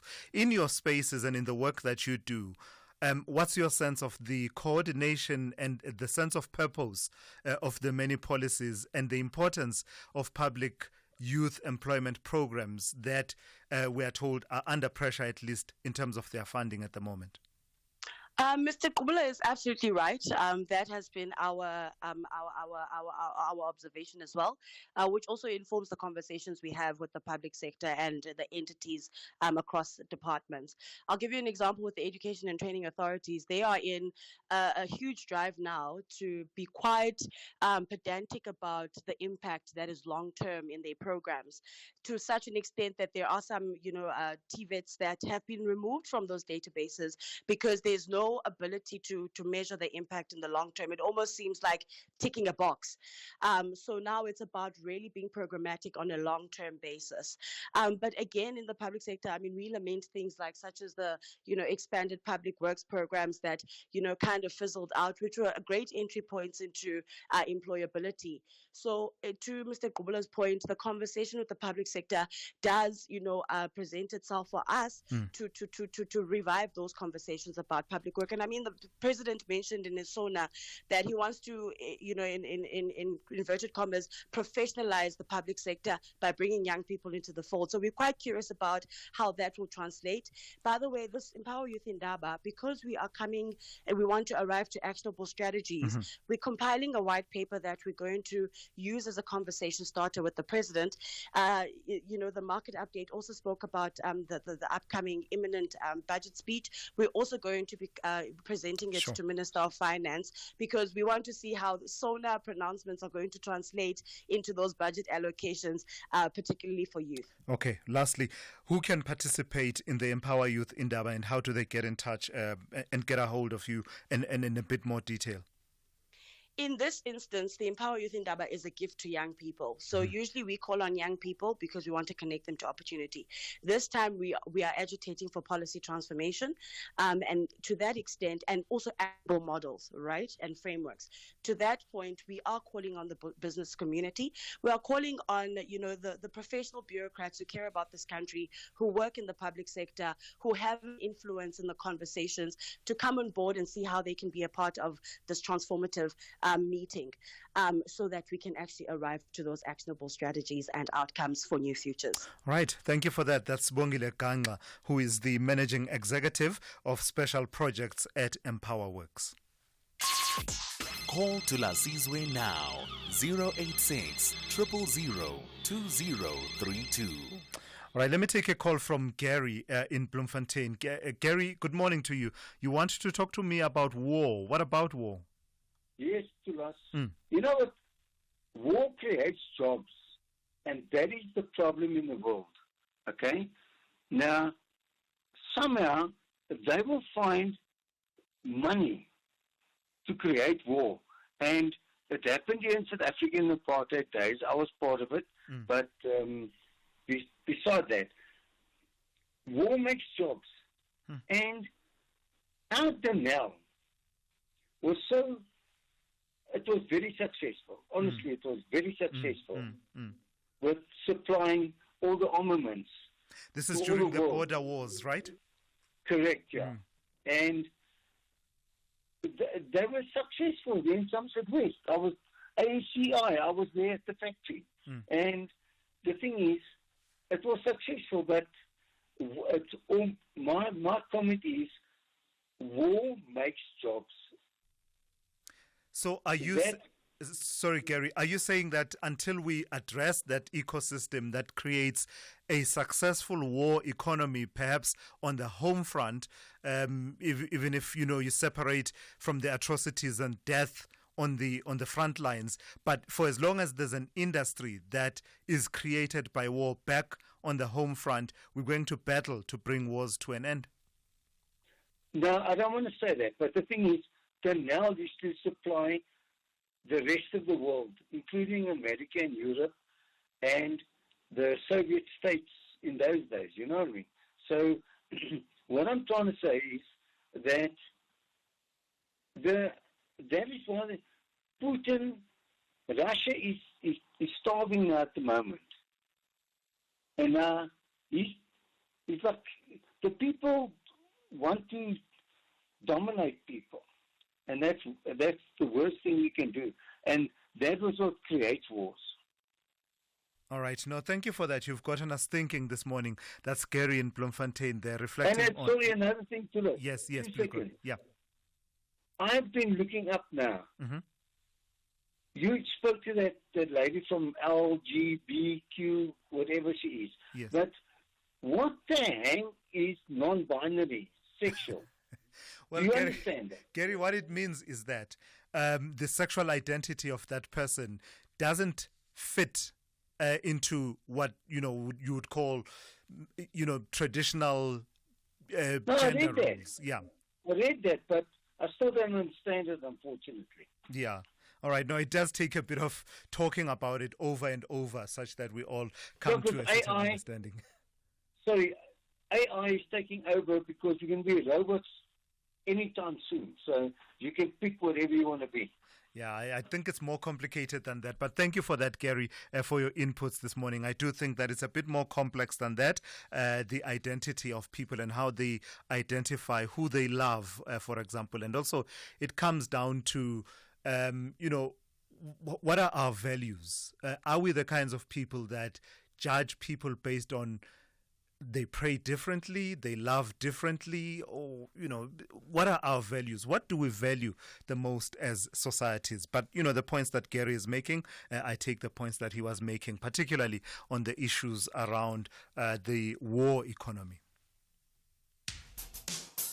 SAFM has signed a code of conduct that is enforced by the Broadcasting Complaints Commission of South Africa. Under the code, we are committed to giving news that is accurate, comment that is fair, and programming that is not harmful, does not amount to hate speech, or contain violence or explicit sex. If you think we are not living up to that code, then you can inform the Broadcasting Complaints Commission of South Africa. Direct any complaints in writing to the Broadcasting Complaints Commission of South Africa. PO Box 142365. Craig Hall 2024. Fax to 011-326-3198 or an email to bccsa@nabsa.co.za. For more information, please visit www.bccsa.co.za.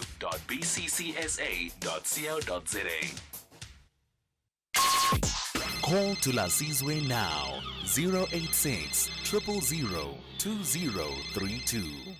Right, let me take a call from Size in Gqeberha. Good morning to you, Size. You want to talk to me about NSFAS and its problems this morning? Yes, good morning, Thulasizwe. How are you, my friend? Very well, how are you? I'm good. Thulasizwe, man, every year at this time of the year, NSFAS becomes a topical point. No? And I think we need to reflect on the scheme. If everyone can remember, this year marks 10 years when Sizwe Nxasana was appointed as chairperson of the board in August. No? And Sizwe was a chairperson just after the board, which was appointed on transition after the ministerial review, which was instructed to build the student-centered model, and Sizwe was to implement it fully, but it couldn't successfully. There are other reasons why. And I think, Thulasizwe, perhaps we need to say now, the NSFAS plane must now land, because it has been fixed on the air all these years, you see? And one of these problems is that the big chunk of the student population comes from the TVET sector. And the NSFAS system designs do not really honestly speak to them. Because as we speak in the TVET sector, very soon in 2 months, you are going to get a new generation or a new intake of second trimester, while university space is still grappling with its own first intake. So perhaps we need to say, why can't we now separate, or whatever you want to call it, unbundle? We separate this and we allow the university to probably has its own system design and everything on the side, while the TVET sector also has its own application system design processes. Otherwise, if we are going to fix NetFast on the air all the time, we are not going to arrive to the correct destination. So, just to understand you correctly, this is you are saying, in as far as the applications and approval processes for funding through NSFAS, perhaps we should look at a model that says which institution do you want to go to? Is it university, University of Technology, or TVET college, and then you follow different streams as far as application for funding is concerned? While that is happening somewhere, but there are beta glitches. Or perhaps, Thulasizwe, if the model of NSFAS, it could be around, you know how the banking application works.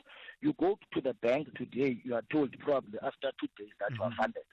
Yes. You don't wait for the other group to finish applications. I think one of their problems is that you open applications in August, you wait for everyone to apply. Then you start processing applications. Thulasizwe must apply today, you get your response tomorrow. If somebody else has not applied, it's their own business. Otherwise, we are not going to fix this on air. All right. Thank you for that. That's Size Nqeberha there. Speaking of which, let's take a call from Tsepo in Vosloorus. Tsepo, good morning. You also want to talk about historic debt. Is this in relation to higher education as well?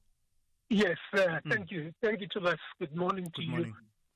When it comes to historic debt, I think that it's a very whole thing, because you have people who have graduated a long time ago, ever since the 90s, who are still owing universities, and when they want to go settle the debt, they find that there's not even prescription according to, I think, the National Credit Regulator, or there's not even a discount that they are being offered. Like in my case, Thulas, I graduated in 97 from Vista University. My account is with UNISA. I never worked ever since I graduated, So now there's something that I'm doing and I want to pay off, and they say I'm still liable for the 8,000. I asked about prescription. The gentleman that I was talking to, didn't entertain me, just left me like that. And so I'm asking myself, what should happen to a person who is 20 years and more owning the university? Shouldn't there be discount? Shouldn't there be maybe prescription or something like that? Are you saying that debt that's owed to universities doesn't prescribe in terms of the normal laws of debt prescribing after a period of time? You're saying, with you obviously saying your debt is from 1997, that it hasn't prescribed yet? It hasn't prescribed yet. That was my main argument with UNISA, with the gentleman that I was talking to, saying that but this debt has prescribed because it was collected after I graduated for a short time by a company called Revco. Then after that, they never came. I don't know what happened, but I did pay some amount, and they said I must take it up with Revco. I said, wow. Something that happened in 98, 99, how would Revco have my records of that there's an amount that I have paid? And I want to settle this thing because it's something that I'm starting on the side, but I need my university qualifications. I need that certificate. But, it's just a mess. I think that this system is just a mess.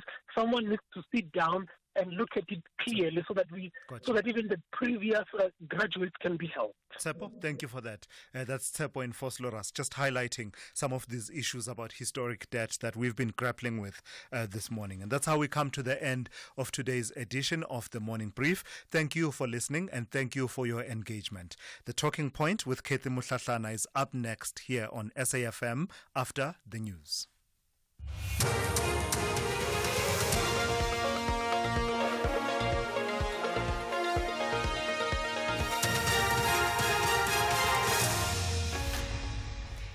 In our top stories, a ward councillor shot dead in Mondio, south of Johannesburg, and police launch a manhunt for Pretoria nightclub attack suspects. Good morning. Gauteng